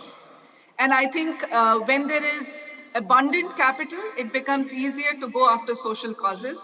I think as capital tightens, it's going to actually become harder for some of the social causes to get funded. And that's going to be an important question. And I'm curious to hear Angelica's views on this. You're very close to this, Angelica. But I would think that if capital actually becomes more constrained, it's going to be harder to do good than to make money. Is it becoming harder? And let me just remind everybody, if you have questions, please submit them to the Bloomberg New Economy app. We'd love to hear from you. So is it becoming tougher already as capital is being tightened? It is becoming tougher. The thing is that I believe, and to your point about are people going to, or investors going to do just, a for-profit company to invest in, I think that the younger generations are a lot more creative on finding solutions for social problems that we face today. So I think there's a lot more companies out there, startups out there that are for profit, for purpose. So in that respect, I think we're changing the mind frame about doing things. I've been working on women's issues for a little over 30 years of my life, and to me it's very important, this creativity that women have, and most of the ones that at least I personally know have those two concepts within their startups. They want to do good because it's something great for environment or for women themselves, or well, they see a direct need, right? And but but it's also a for-profit company, and I think that we're seeing those two linked together a lot more. But yes, definitely there is, a restriction of capital going into companies. One thing I wanted to ask the three of you is, what is it that you think the world needs to understand about Latin America as an incubator for innovation and ideas? And, Mate, come on back in. I mean, you could have, you yourself have lived around the world, right? And I just wonder, why is it that you chose to start your company up in Latin America, specifically in Brazil? What was it about Brazil that made you want to do it? Yeah, I think it actually really connects with point around diversity and gender equality, and generally just the depth of the opportunity set that we see in Brazil and Latin America. I was really excited to solve hard and big problems. Now, it's not that other places around the world don't offer hard problems or big opportunities, but I felt that you could really, especially when it comes to bringing technology and innovative new ways of doing things to bear, the Latin American ecosystem is just really underfunded and short on innovation. So I think that's what attracted me initially. That's what kept me here for over a decade, and certainly there is an increasing kind of ecosystem of foreign founders or foreign founder-led companies. Also, a lot of cross-fertilization. One of the largest companies that went public here in Brazil last year, Nubank, is led by a non-Brazilian. So I think that over the last decade or so, there's been a recognition that there's a lot of opportunity in bringing technology to bear. And you're talking about less incremental improvements. You're really talking about fundamentally changing people's lives. And I think, just connecting a little bit to the point around opportunities for women and investment in female-led companies. I've invested in over 150 companies, both personally and also through Canary, which is a seed stage fund that I helped co-found and co-create here in Brazil. And one of the challenges that we have is, even if you put a pure profit motive aside, for now, we're missing a pipeline. We're missing a more fertile ecosystem of female-led companies. So there is still a chicken and egg problem, to which I think part of the solution are actually the companies or the later stage companies themselves. So one of the things that we're doing at Loft is, we have a stated goal of gender equality across the company, but not just for the company as a whole. I think it's relatively easy to say that you have 50% women, 50% men across the company, but women in leadership positions, which then becomes a feeder into women that are well educated, that are well trained, and have the ability and the financial wherewithal to step aside and say, I've worked here for a couple of years and I'd love to start my own company. And we're starting to see that. We're still talking about small numbers, but I think that this last cycle of innovation, which frankly was mostly led, at least at the top of the pyramid, by male founders, male CEOs, is now seeing a kind of second wave of female-led executive ranks, who, this is my hope, certainly will go out there and start companies on their own. We're certainly encouraging that proactively. We're investing behind that. It's very early days, but I think it's not just incumbent upon the investors. It's also incumbent upon the companies that are being successful in scaling to strengthen that as they promote gender equality across the board. And if I may jump in here with some quick comments, Carol, I think that as a public company, I can talk about what we do at dLocal. So, if you look at our strategy, we have been very focused on emerging markets. We typically get the question, why don't you expand your business into the US or in Europe? And we have very purposefully chosen to stay focused in emerging markets because we think there is a huge opportunity. We think that we are really solving a hard problem, which is, how do merchants accept payments from each and every consumer that lives in emerging markets? They may not have access to a credit card, but they may have an access to a wallet. Should they therefore not be able to use their wallet to buy a product or a service that a user in the developed market has always had access to? That's really the question that we are trying to get a solution to. And we remain focused on emerging markets as a result. We've also, just like Mate mentioned, we have very proactively gone out and hired women in senior roles. So for example, our head of account management, our head of compliance, our head of legal, our head of IR, they're all women. And I think that I won't say we are looking out and hiring women as the only option, but when we are looking out to hire people, we give men and women an equal chance.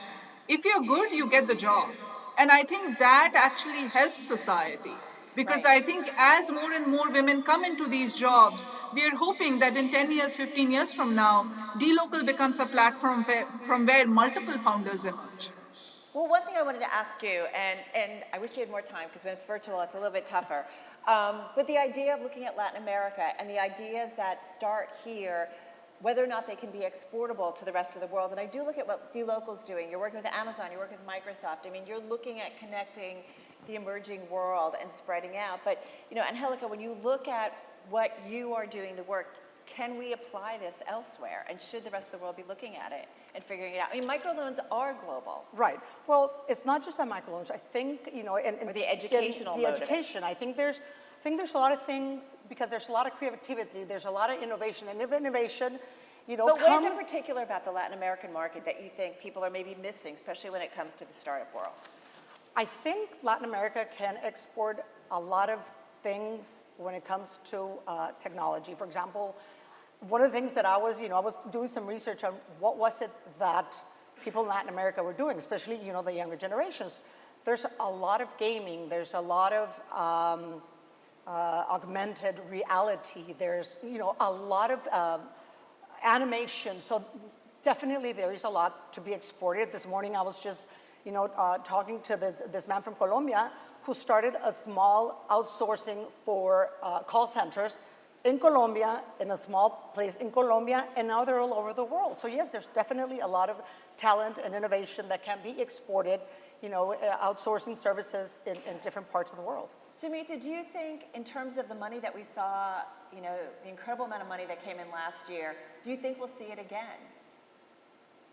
I absolutely think so. I think for those of us who worked long enough, we've seen these cycles come and go. I think if you go back to the 2008 to 10 crisis, the world felt like it was coming to an end. And yet that phase actually produced some of the best technology companies that came up today and the products that we use today.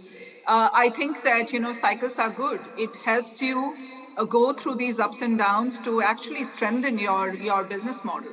And, you know, there will be some companies that will not survive the capital constraint that will probably come in the next few quarters. But I'm absolutely certain that the cycle will turn and we will again see, you know, abundant availability of capital as things improve. Well, one of the questions that's coming from the audience and asked about the capital, whether or not the flows will come back, what sectors pose the biggest opportunity? I want to ask all of you, but let me start with you, Sumita. I mean, what sectors do you think in Latin America do present the biggest opportunity for investors? I think that, and maybe I'm biased, but I do think that any product that makes financial services more available, just given how unbanked the population is, I think is a sector that's going to continue to see a lot of opportunity. I think we are literally just scratching the surface of that opportunity in Latin America. So I think broadly financial services. I would also highlight education as a very big opportunity in Latin America. And I think that is a place where social policies could make a huge difference to how the region evolves, create the technology talent that the region needs, and can we then export this talent to the rest of the world? So I do think that education as a sector should and will attract a lot of investment because one, it's the right thing to do. Second, I think social policies align when it comes to education. Third, there's money to be made. And that's like the perfect combination. Mate, what about your thoughts in terms of the best opportunities here in Latin America? What sectors in particular? Yeah, look, I think that we're in the very early innings of essentially sort of fundamentally disrupting large chunks of GDP here in Latin America. I think when we look at the stock exchange in Brazil, for example, we see that the average age of a company is close to 100 years. And that is because there's a lot of large sectors, be it real estate, be it healthcare, be it education, be it infrastructure, are just fundamentally today kind of hardwired in an analog fabric. And I think that technology brings a lot of efficiency, brings a lot of democratization to these sectors. So, we're obviously working to do that within real estate, but I'm seeing similar opportunities, especially in healthcare and in education as well. I think healthcare is one of those sectors that, I think we're really just scratching the surface in Latin America, and we're seeing tons of interesting startups that have benefited, frankly, from this boom over the last few years of capital influx.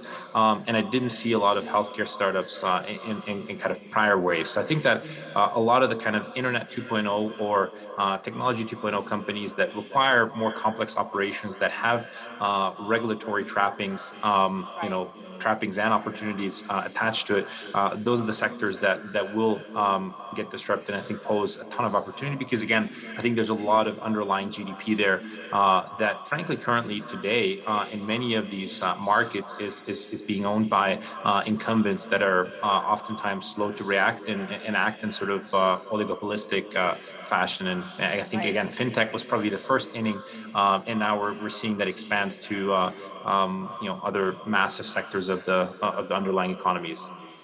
Mate, just because we're Bloomberg, in case you want to break some news, do you have any plans to go public anytime soon? No comment. Last question, just got about 30 seconds. What else could we do to help your community, which is when you're talking about a loan of a couple $1,000s or a small loan, what else could be done to help that? Well, access to credit is definitely one of the most important ones. Education, it's basic. It's not just the good thing to do, but it's the smart thing to do for both men and women, especially in countries in Latin America. I think there's a huge space for people to be investing in. You were talking about investing in health, but also in wellness. I think there's one that, especially with the women that I work with, even though crypto is not the best lately, this last time, but it's something I think that people should think about, crypto economy. And there is $96 billion that get transferred into Latin American countries through remittances. No, ¿cómo se dice? Remittance? Remittance, yes. And, the traditional way of doing it, there are very high commissions, the rate of exchange, sometimes it's not the best, there's a cap. Once crypto gets a little, better stated there, I think that will be another big, huge opportunity for people to do in Latin America. But for women, it's definitely access to credit, training programs, mentoring, networking. There's just it's a suite of so things. much to do. Yes. Angelica, thank you so much. Mate and Sumita, we appreciate them as well. Thank you, everybody. Thank you. Thank you. It's great to be here.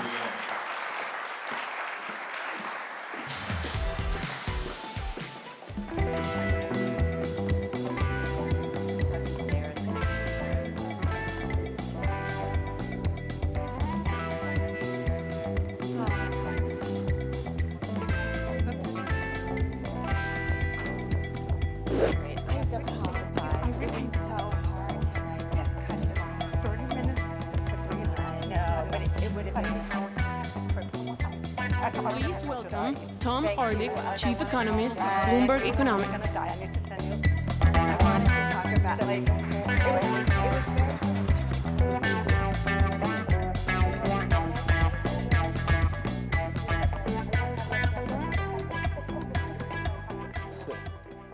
No sé qué es porque además tampoco funciona con los para las encuestas. If I were one of you sitting out there in the audience, I'd have two questions right now. Question one, what do crocodiles have to do with what we're discussing at this New Economy event? Question two, why is there a British guy standing on this stage in Panama offering to tell us about lessons from Asia?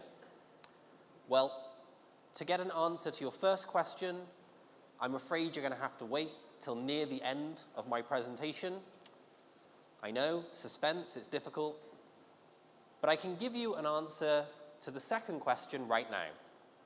You see, the sun may have set on the British Empire, But the sun will never set on British people's ironclad confidence that we can step off a plane anywhere in the world and tell the locals how to run their affairs better than they know how to do themselves. Welcome to my presentation. So, in the last 40 years, there's been a really important mega trend in the global economy. And you can see it vividly illustrated in this chart. It's the rise of Asia. Back in 1980, Asia accounted for a small share of global GDP. In 2020, they account for almost half of global GDP. And by 2050, based on current trajectories, they'll be by far the largest contributor. So I've spent much of the last 20 years living in Asia, in Beijing, in Shanghai, and Hong Kong, and traveling to Tokyo and Seoul and Singapore. So what I'm going to try and do today is distill some of the lessons from the Asian economic miracle and think about how those lessons could help Panama, Brazil, Argentina, Mexico, and other countries in Latin America seize what I think is an important moment of economic opportunity. So what are those lessons? I have 4. Lesson 1, an effective government can be a powerful driver of development. That's a lesson which we've forgotten in the West. We've forgotten that it was a government program which put a man on the moon. We've forgotten that it was government-funded research and development which laid the foundation for the entrepreneurial successes of Silicon Valley. But in Asia, the thread that weaves together the economic miracles in Japan and Korea and Taiwan and mainland China is the idea of an effective developmental state. A government which focuses on development, not today, not tomorrow, not just today, not just tomorrow, but for months and years and decades. And as you can see in this chart, Asian governments are some of the most effective in the world, and they continue to get better at delivering on development, delivering on increased prosperity and opportunity for their people. Now, when you have a developmental state, you can set policy for the long term. And when we think about the changes that really make a difference for economic development, the policies that really increase wealth and opportunity, they're almost always long-term policies. Investment in education, investment in infrastructure, investment in research and development. These are all policies which cost money, sometimes a lot of money today, but can pay enormous dividends in the years and decades ahead. And in Asia, they have made those long-term investments in abundance. And you can see one aspect of that illustrated in this chart. In 1950, Asian workforces didn't have much education. In 2015, following decades of investment by government, by households, decades of hard work by children, Asian economies have some of the most educated and high-skilled workforces in the world. And of course, that is a driver of wealth, opportunity, and prosperity. Now, if you're thinking long-term, there's something else which is really important that you have to do. You can dream big, but the lesson from Asia is that you have to start small. Now, Asian economies haven't always got that right. Think about China in the early days of the People's Republic, the era when Chairman Mao was in charge. China was so ambitious to quickly overtake the British and the United States as an industrial power that they tried to run before they could walk. They tried to manufacture complicated, difficult things before they could manufacture simple things. And as a consequence, they wasted decades of development opportunity. It wasn't till Deng Xiaoping took over in 1979 that China absorbed the lesson of dreaming big but starting small. And by focusing on developing competitive strength in simple manufactures, textiles, toys, Trotskys, China was able to grab the first link in the global value chain and start accelerating up the ranks. And that process of incremental development is what's left China and other Asian economies today in command of some of the most valuable parts of the global manufacturing industry. And you can see that illustrated for electronics in this chart. So all of those lessons are important, but they pale into insignificance compared to the final lesson which Asia has for Latin America. Don't get eaten by a crocodile. Now, what does that mean in economic terms? Well, in China, they have a word for financial speculators. They have a name for the kind of highly leveraged hedge funds which make destabilizing bets on a country's currency, tipping it into financial crisis and recession. They call those financial speculators big financial crocodiles, or Da Jinrong Eryu in Chinese. And such is the fear about the rapacious appetite of financial crocodiles that Asian economies have built formidable defenses. They run a current account surplus. They avoid borrowing in foreign currencies. They build up foreign exchange reserves as a defense against speculative attacks. And as a consequence of that, if you bring together all of the indicators which show vulnerability to speculative attacks, vulnerability to financial crises, Asian economies are some of the most resilient in the world.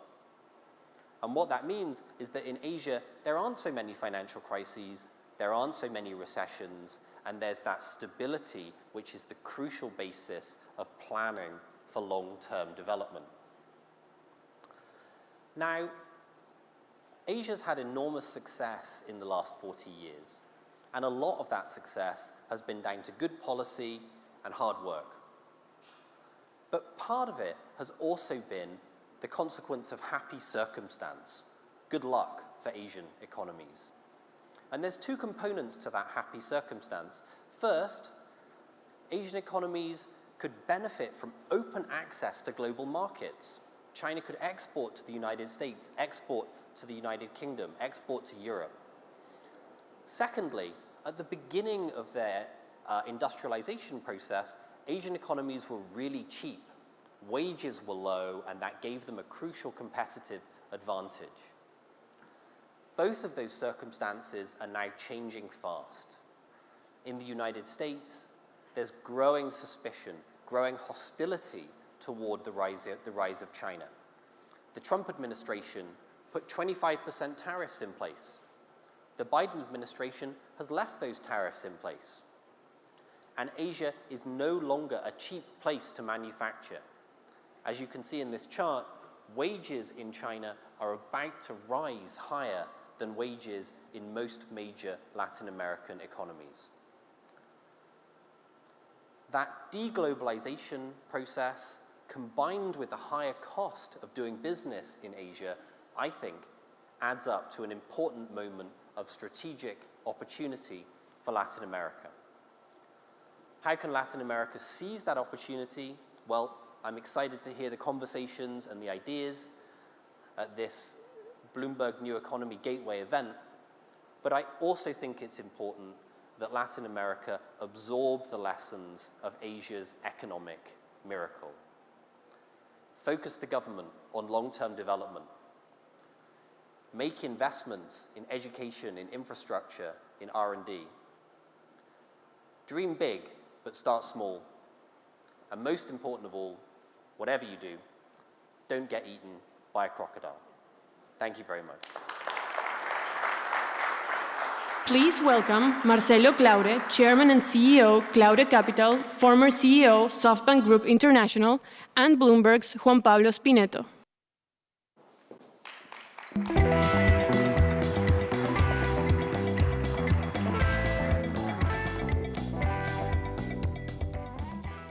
Thank you. Thanks, everybody. I'm very excited about this conversation with one of the most successful entrepreneurs in the history of Latin America, Marcelo Claure. Marcelo, I want to start asking you, you said several times recently about how this is Latin America's decade, right? This is the golden area for Latin America. And this contrasts with political instability, low growth, difficulties coming out of the pandemic. I want to ask you, why are you so optimistic about Latin America? Hi, thanks for having me, JP, and apologies for not being in Panama. I had every intention to make it there, but with COVID, I had to stay back, so apologies for that. I'm a huge believer in Latin America because we've seen what we've been able to do these last 3 years. And these last 3 years have been remarkable for myself as we started deploying capital into Latin American entrepreneurs, and we were able to get, even in these difficult times, we've been able to get amazing returns for SoftBank as we launched a Latin American fund. And I think these last few years were tough in Latin America due to the fact that I think we went into the financial crisis a little bit earlier, right? I mean, and now you're seeing Brazil, I would say, emerge, faster than the rest of the world from the crisis because they went ahead and they raised interest rates ahead of the rest. And you're starting to have a more solid, I would say, solid economy and solid currency. So I think we're going to be okay as it relates to that.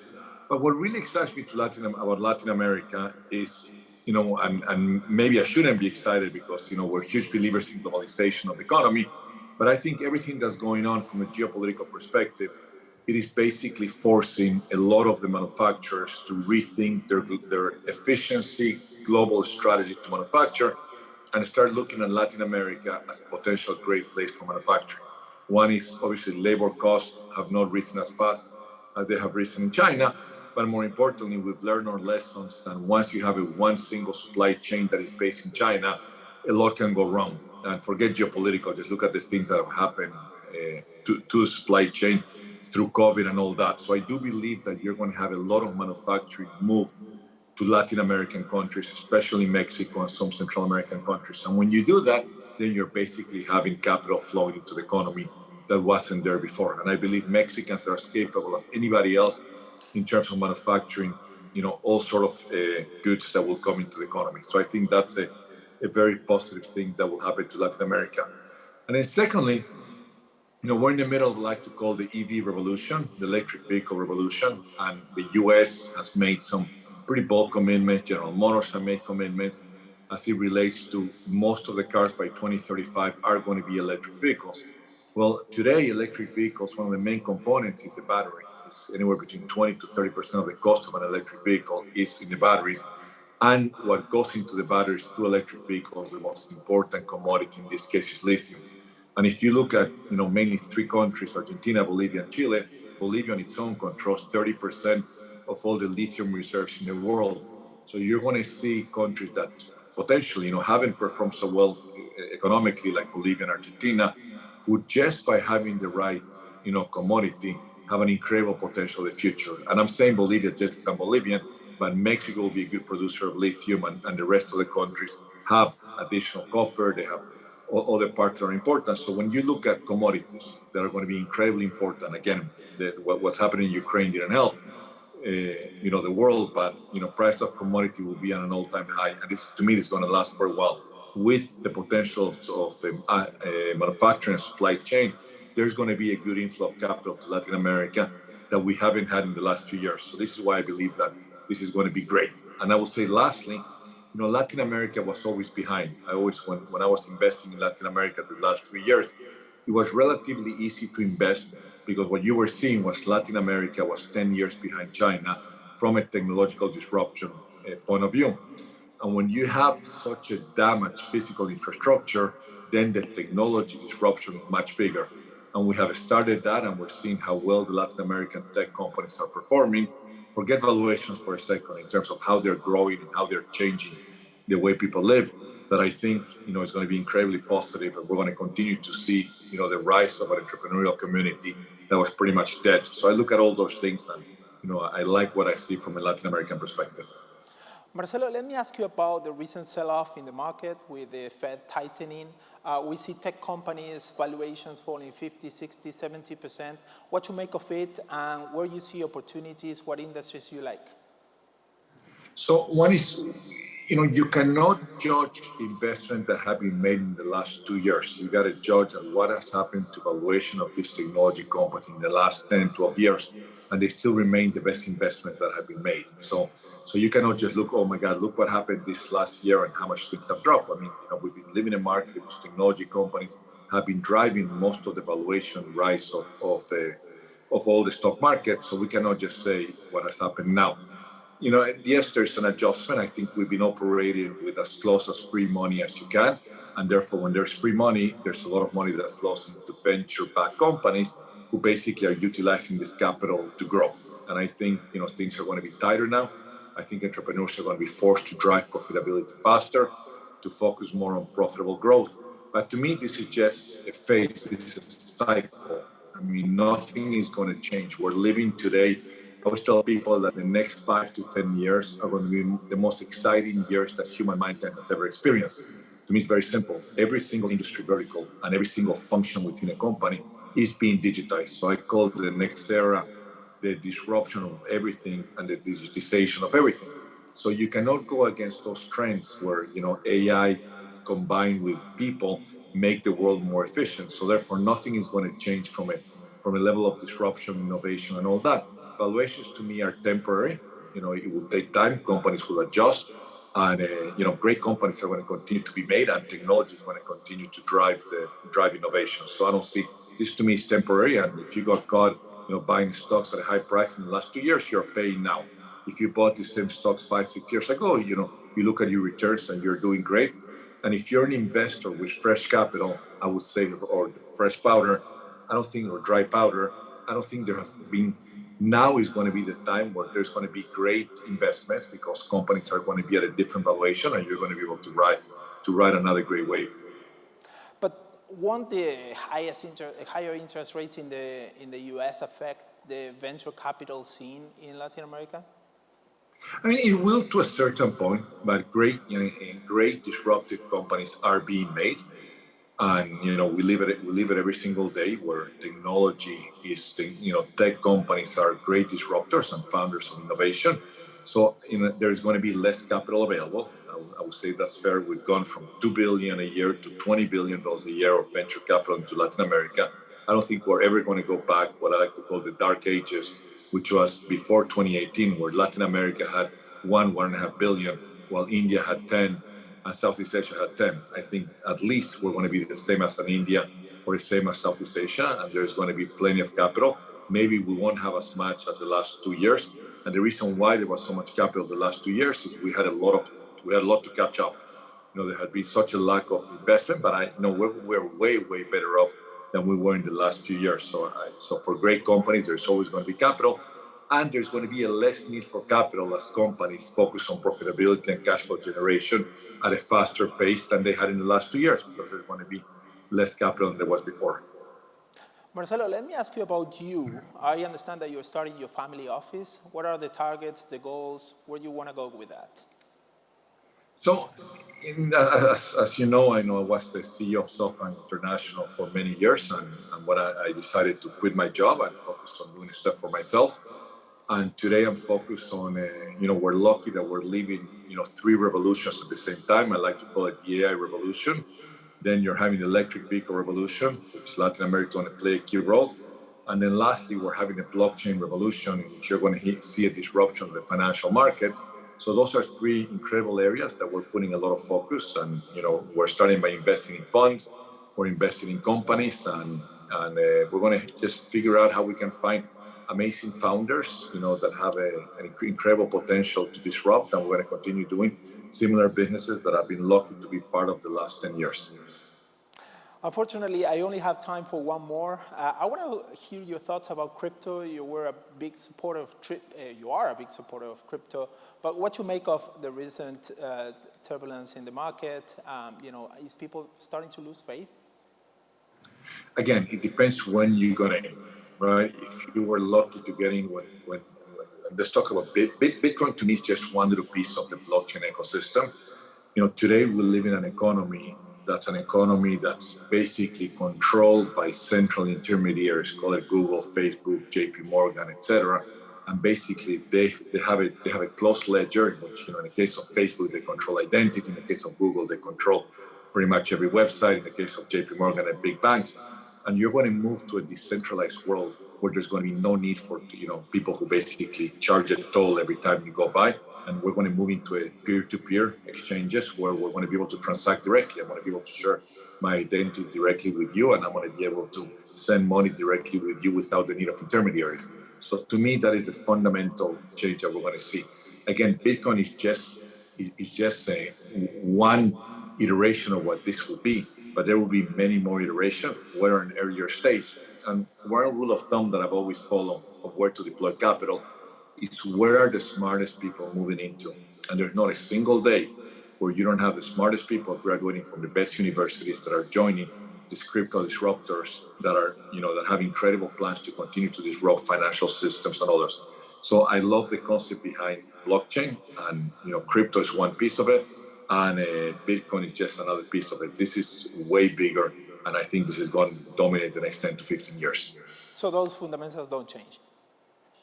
Absolutely not. I mean, anytime you can disrupt, so if I can send money directly to you without the need to have an intermediary, which technology allows you to do it, then that in the long run is going to win. Of course, there's going to be incumbents that are going to fight, they're going to try to protect their territory, but that's the law of life. I mean, I look at, hey, nobody believed in Uber day one. Today, there's not a single city that you don't go and Uber is the transportation that we use. And the same thing is going to happen with crypto, and the same thing is going to happen with electric vehicles, and the same thing is going to happen with AI-driven companies, if you decide to play the long run. Great. Marcelo, thanks so much for this conversation. Hope you recover soon. Great. Thank you. Thank you so much, and apologies for not making it again. Thank you. All right. Yes, I think he deserves some clapping. Thank you. Let's go to the rest of the panelists. I want to introduce them now, please.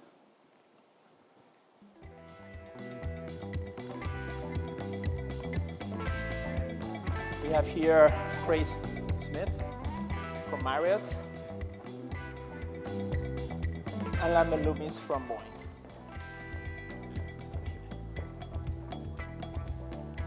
And also, we have virtually Margaret Myers from the Inter-American Dialogue. She's going to join us. Hi, Margaret. How are you? Good to see you. Good to see you. Let me start with you, Craig. Talking about the economy and the recovery, there is an incredible sector, which is tourism, where you see a lot of what happened during the pandemic, right? What are your thoughts here? What is the recovery? How is the recovery going? So us, the airlines and the cruise ships, we dipped we lost 90% of our sales at one point. It was a miserable time period. And today, it's hard to wipe the smile off my face. Life is good. It's coming back. It's coming back faster than we've ever seen. When we see a recovery, it's just the curve's almost straight up. And so it's a good time. It started with leisure travel. It bled into this thing called bleisure travel, where people would stay for 2 days of work and finish with 2 days of vacation on the back end. And now we're seeing corporate travel back, group travel coming back also. Do you have any numbers, any figures? I can tell you trends. Oh, trends, so, yes. And I think probably the main point is that when we take the friction out of travel, things happen. So our business in, let's take Europe, for example, London, or UK and Europe, is when business came back, it came back slowly, but as soon as they got rid of the last health requirements, it came back with a wham. And so I think just today what we're seeing are numbers where we're 40, 50% above the booking pace above pre-pandemic. And so it's coming back very fast. And then we have areas that we didn't lose, that we had no restrictions during COVID.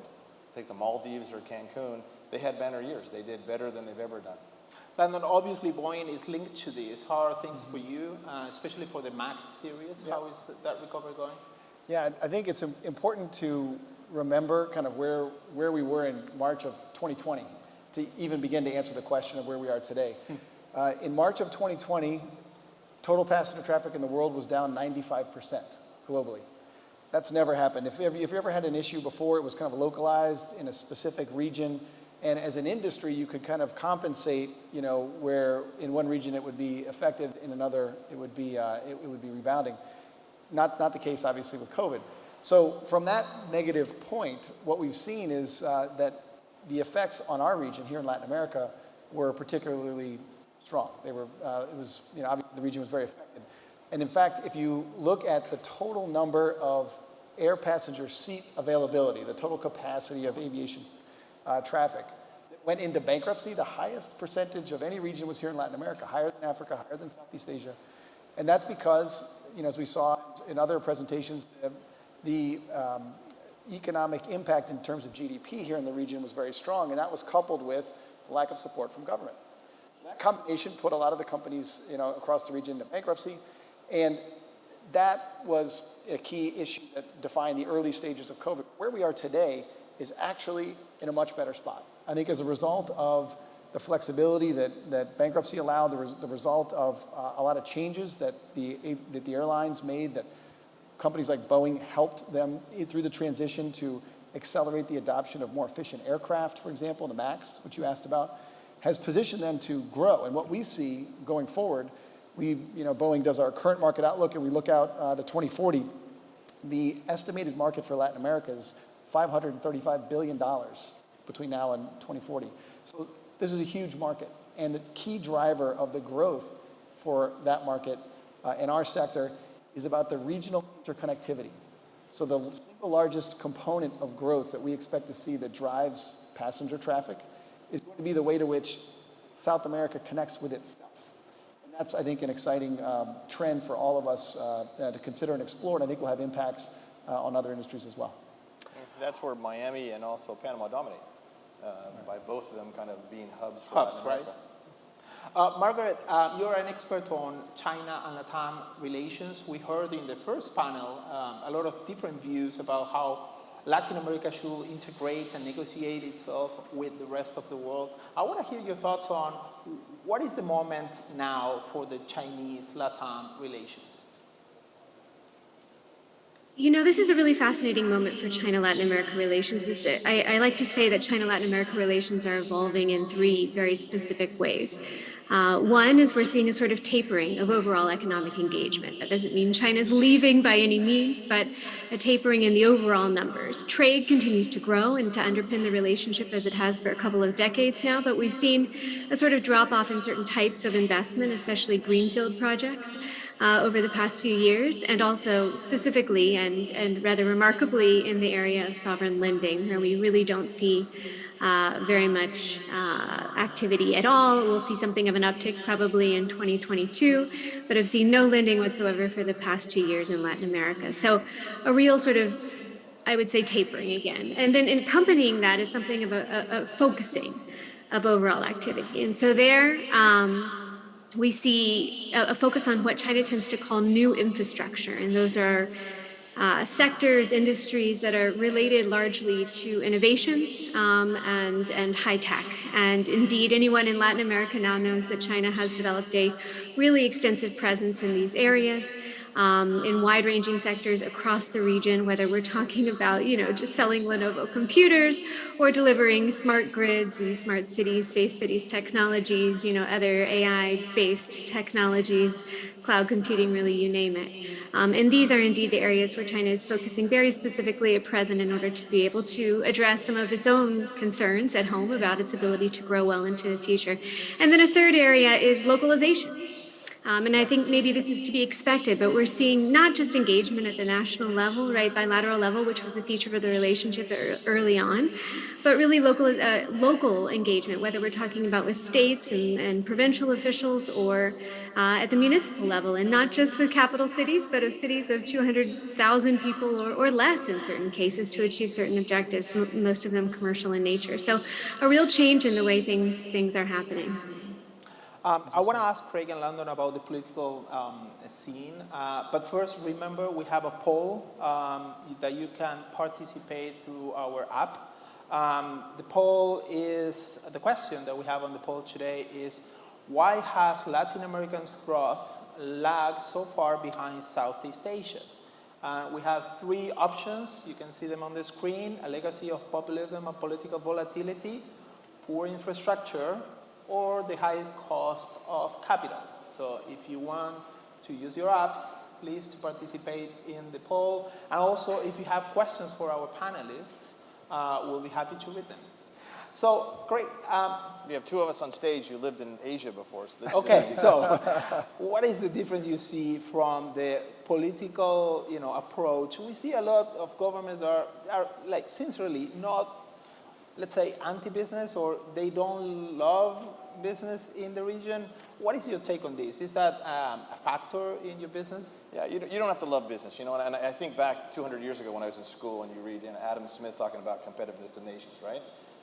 What countries and governments need to know today is that they should wake up, like I do every morning, saying, who's my competitor, and how am I going to compete? And I don't know that that's, the countries that win are the ones that do that. And Southeast Asia has done a very good job saying, where are we competitive, where can we win, and how are we going to grow that side of our business? We do the same thing as companies. Latin America needs to do the same thing. Is that where can we win? There is a trade war kind of going on between the United States and China. Those factories are going to move somewhere. They're either going to move to Southeast Asia or they're going to move to Latin America. There's a huge upside in tourism. Tourism is an export. Someone brings foreign currency to your country and they buy something here today. That's a huge opportunity, and Latin America has a competitive advantage there. The question is, are they going to take the friction out of it?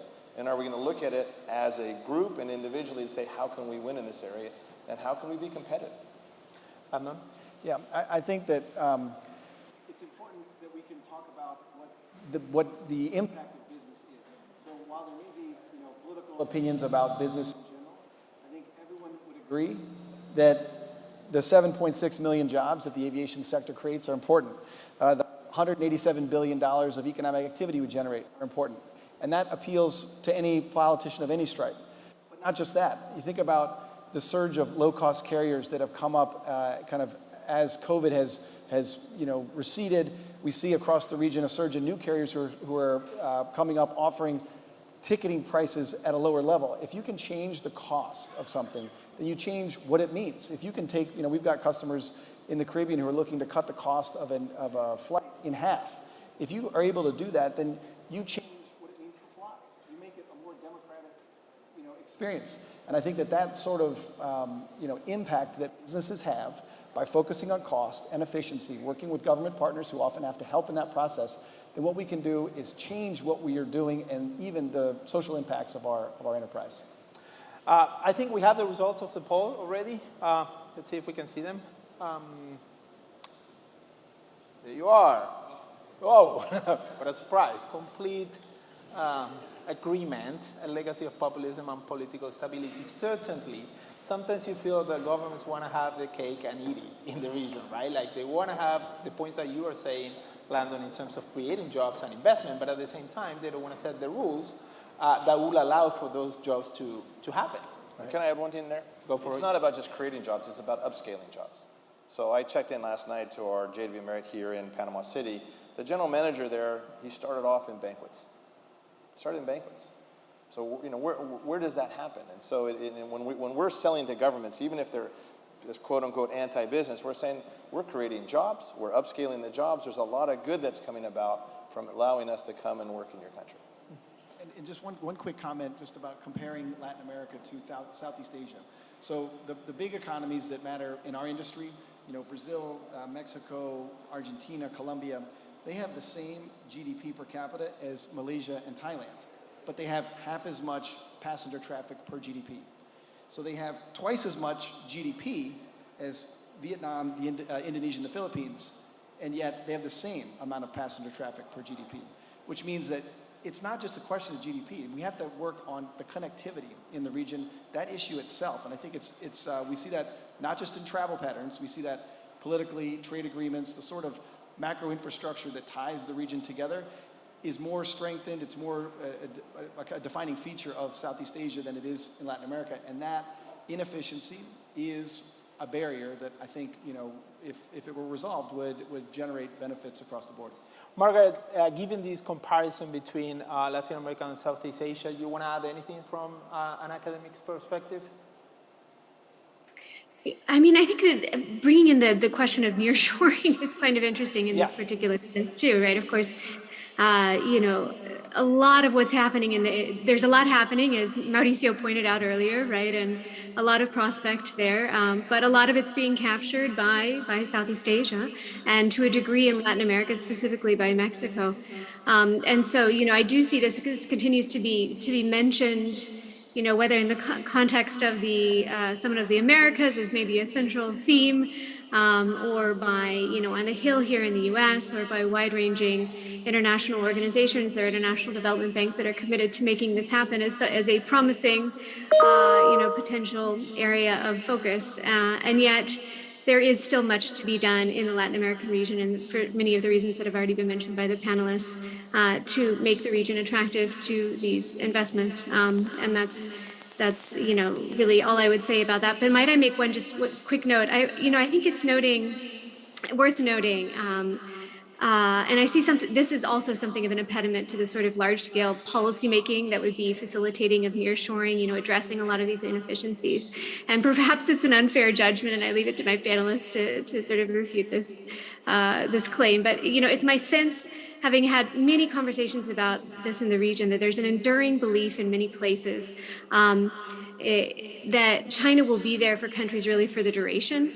And a critical factor in addressing pandemic-related economic challenges. And I think that may very well be the case, right, if all goes well domestically in China.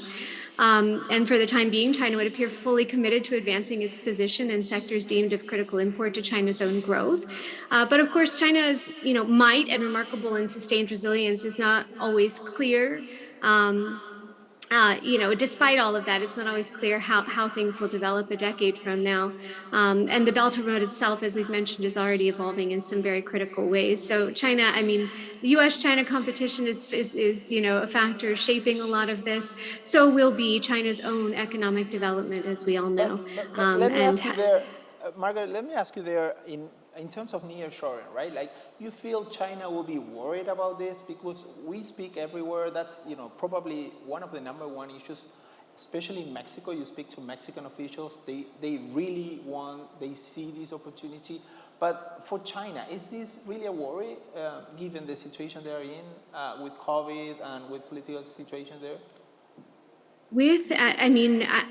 It's kind of unclear how extensive this process will be at present. There are plenty of anecdotal examples that many people point to when they want to talk about progress already in the area of nearshoring or friendshoring, as it's been termed here in the U.S. to a degree. But there are a lot of companies, companies have different calculations, those that are based in China and doing manufacturing or selling to Chinese markets. And some of them are, far more able to and inclined to move elsewhere and to make capital investments elsewhere. Others will not, despite the challenges associated with doing business right now in China, which in many cases are mounting. So, it largely depends on who it is and just how extensive, the costs will be associated with this. So I think, as was mentioned earlier, the next, year or two will be very telling in this respect. On the other hand, you have a lot of Chinese companies, right, that are also taking advantage of this potential phenomenon. And there's been a huge uptick this year in Chinese companies heading to Mexico looking for opportunities in manufacturing and other sectors. Craig, you wanted to add? Yeah, I was going to say, I'd see Mexico competing more with Indonesia and with Vietnam than with China right now. Mm-hmm. And I think that's where, as far as for manufacturing, I think for tourism, which is just as fluid, it's an open game for the world right now. So, go for it. Yeah, I just want to highlight a couple of ways in which Latin America can contribute from a point of strength and leadership. They have a lot of resources that are useful and competitive from a global perspective, and I think there's an opportunity to lean into some of them. So, for example, Mexico graduates more engineers than Germany. A fact I learned on a recent trip. You've got great engineering expertise in Brazil, in Colombia, and elsewhere. So there are pockets of expertise which are important today, because today the market for that talent is so tight. So there you have companies with a global reach or perspective are looking everywhere for that sort of talent, and we're certainly among them. I think beyond that, you also have just the supply chain itself. We have $1 billion supply chain impact in Mexico. It's one of our top 5 suppliers in the world, and we in this environment we can continue to grow that. But beyond that, as we think about the role that e-commerce has played through the pandemic, it's transformed cargo aviation. And the demand for cargo carriers today, Boeing supplies 90% of the total cargo capacity in the world, has meant that we've had to open new cargo conversion plants. And where did we open our first one in the pandemic? Here in the region, next door in Costa Rica. And the last third point I'll say, which is a topic I think that is also important where Latin America can lead, is sustainability. So as we talk about how we're going to decarbonize aviation, the most important, there's a multi-pronged approach. We have to do all of it. The biggest, most important element of that approach is sustainable aviation fuels. And the question is, where does the feedstock come from to ramp up production of that fuel? Latin America is privileged in its, kind of materia prima, in its raw materials that could feed into that solution. So whether you're talking about supply chain manufacturing, engineering, sustainability, there are important stories to develop here that really aren't about China, they're about Latin America. So you see an opportunity there because Boeing has a massive research center in Brazil, you have all these suppliers in Mexico. Is it real nearshoring for you guys in Mexico, for instance? It's just good supply chain global presence building, right? So nearshoring yes, it's closer to the United States, but it's really actually about taking seriously the opportunity to develop a value proposition that exists in Brazil, in Mexico, in Colombia, in Costa Rica, here in Panama. These relationships, these are smaller countries, but the contribution they can make isn't just about serving the domestic market. They can become an effective part of a global approach and a global strategy. And so I think that's the lesson that we've learned through the pandemic, through the disruptions to the supply chain, is you have to have a resilient global approach to your, not just where you're going to sell your products, but how you're going to build your capability. Craig, you mentioned that obviously Latin America has a great opportunity in tourism. It's a competitive advantage. I'm based in Mexico City. It's incredible, the boom of tourism that you see, not only on the coast, obviously, Cancun and all these places, but also in Mexico City, in Condesa, in Roma, in all these places. But what are you doing about it? What are you guys investing, creating? We're building. What are you building? We're building all along. So you take what started as Cancun became the Riviera Maya. What started as Puerto Vallarta became the Riviera Nayarit. The whole both coasts are going up and down. We met with governor of Puebla. Not Puebla, with Oaxaca. They're building roads now. There's more going on there. There's a lot going on in this area. And so cities, the same thing, our cities. And so our expansion in Latin America, we have 300 hotels in Latin America. We have 100 signed contracts that are under development. And we've got more coming that we'll be signing this year. And so we're really bullish about the region as far as travel goes. And think also the fact that you've got a very young demographic, right? So the one thing that China doesn't have is this, and India has, and Latin America has, is this growing young population. That young population, they're tech savvy, they want to grow, they want to move, they're not happy just to stay in one place. It's going to be a game changer if we're talking about the long run. So 300, another 100 coming? 300. 300? 300. Plus another 100 coming? At least. At least. So in 3-4 years, would you say how many properties? Well, our goal obviously is to more than double in 3 to 4 years. Okay. And pre-pandemic, tour and travel, and this is a great thing for both of us, was beating GDP in almost every single country. We're seeing it coming back at the same rate. So we see travel coming back quickly. I've had all sorts of experts get on TV and say, no one's going to travel, they're going to use Zoom. And I'm like, really? Are you going to use Zoom when your competitor flies across the world and sits down and meets with a client face-to-face? And this is Latin America. Where do you do work? You do work over a meal. You talk family, football, and then you talk about work. You can't do that over Zoom. We also heard about the end of the business travel, right? Yeah, that's not happening. I can tell you from our statistics now, not happening. Margaret, let me go back to politics a little bit. You mentioned before the Summit of the Americas, right? And we saw, a little bit of back and forth between the White House, Mexico, Brazil. We are just a few weeks from that event, and we still don't have confirmations. How is China reacting to all of this? Are they looking at this with pleasure, maybe, Is that an opportunity for that? It's certainly been portrayed in the international media as a boon for, there was a recent article, I think maybe today, that came out describing it as a boon for China, which, has held some summits in the region just very recently. There was a Caribbean summit that was evidently very successful, and then also the China CELAC Forum, which is, a regional platform of China's own design that took place this past December, and, an articulated wide-ranging new vision for the region. So when you hold this to that in contrast with what's happening right now, with the Summit of the Americas and a sort of last-minute effort to really pull this together, despite a lot of concerns about major leaders, presidents not attending. There is a sort of stark contrast that one could easily paint. I can't imagine that China is sad about how things are going at this particular juncture with the Summit of the Americas, but I'm hopeful that in these next 2 weeks, the agenda can be solidified and at least focused to identify areas of considerable concern and shared interest, right, among those who do attend. We certainly all are. Listen, we have 3 minutes. I'm going to ask you a quick question to all of you. Craig, let me ask you about inflation. How that is a problem. We have the region with the highest inflation this year, around 15% expected. Is that a problem for businesses? We were worrying about it. It's affecting us more on building cost. We were worried about it as far as travel goes, and we haven't seen the effect yet. I mean, our rates are, because of demand, the rates have gone up, which has been positive, but it hasn't affected people traveling. It's affected building cost. Landon, in terms of the MAX, Gold was the first company to reoperate the plane. How is it going in Latin America? Yeah, it's going great. I mean, honestly, the story of the MAX in Latin America has been, it's just demonstrated the importance of this region to our company. ANAC was the first international regulator to unground the MAX. Gold was the first, as you said, to put it back into revenue service. Since then, at the end of 2019, we've had more than 1 million flight hours, 400,000 flights, 189 regulators around the world have all approved, to put the MAX back in the air. And honestly, to me, that is what a Boeing fix to a problem looks like. You ground an entire fleet of aircraft around the world for 2 years, and when you bring it back, the schedule reliability rate of that aircraft 1 million times is 99.4%. That's what Boeing quality looks like, and I think, honestly, as difficult as that experience was for us, this region played an important role in helping us demonstrate what it looks like when we come back. Margaret, for you, my last question is, which would you consider the biggest success of China in the region? Where is China really influential in Latin America? I think probably if you asked me each year, I would say something different. But this year, and last, even amid the pandemic, there has been sort of accompanying or related to this process of localization an absolute explosion of diplomatic activity across, at varied levels.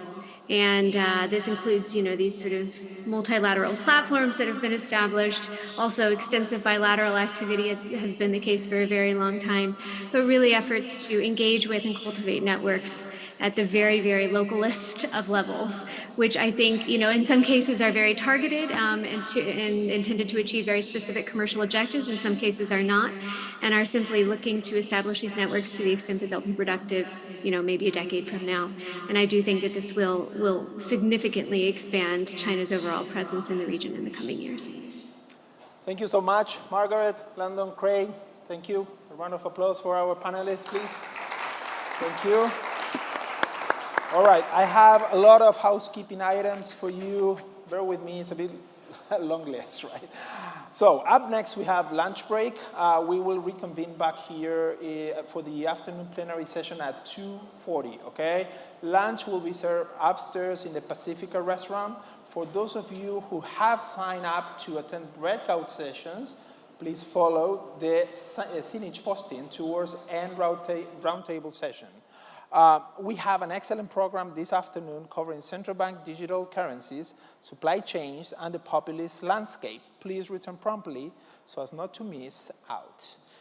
You can see the full session and the agenda via the Bloomberg New Economic mobile app. For those interested, Pro-Panama now invites you to sample local fruits and handmade chocolates in the host partner lounge. That's a key thing. Pro-Panama host partner lounge. This evening, we have the gala dinner taking place at the Ministry of Foreign Affairs. I hope you see you there, where President Cortizo will be interviewed by Bloomberg's Stephanie Flanders. All right, I think that covers it all. Thank you, everybody. Thank you.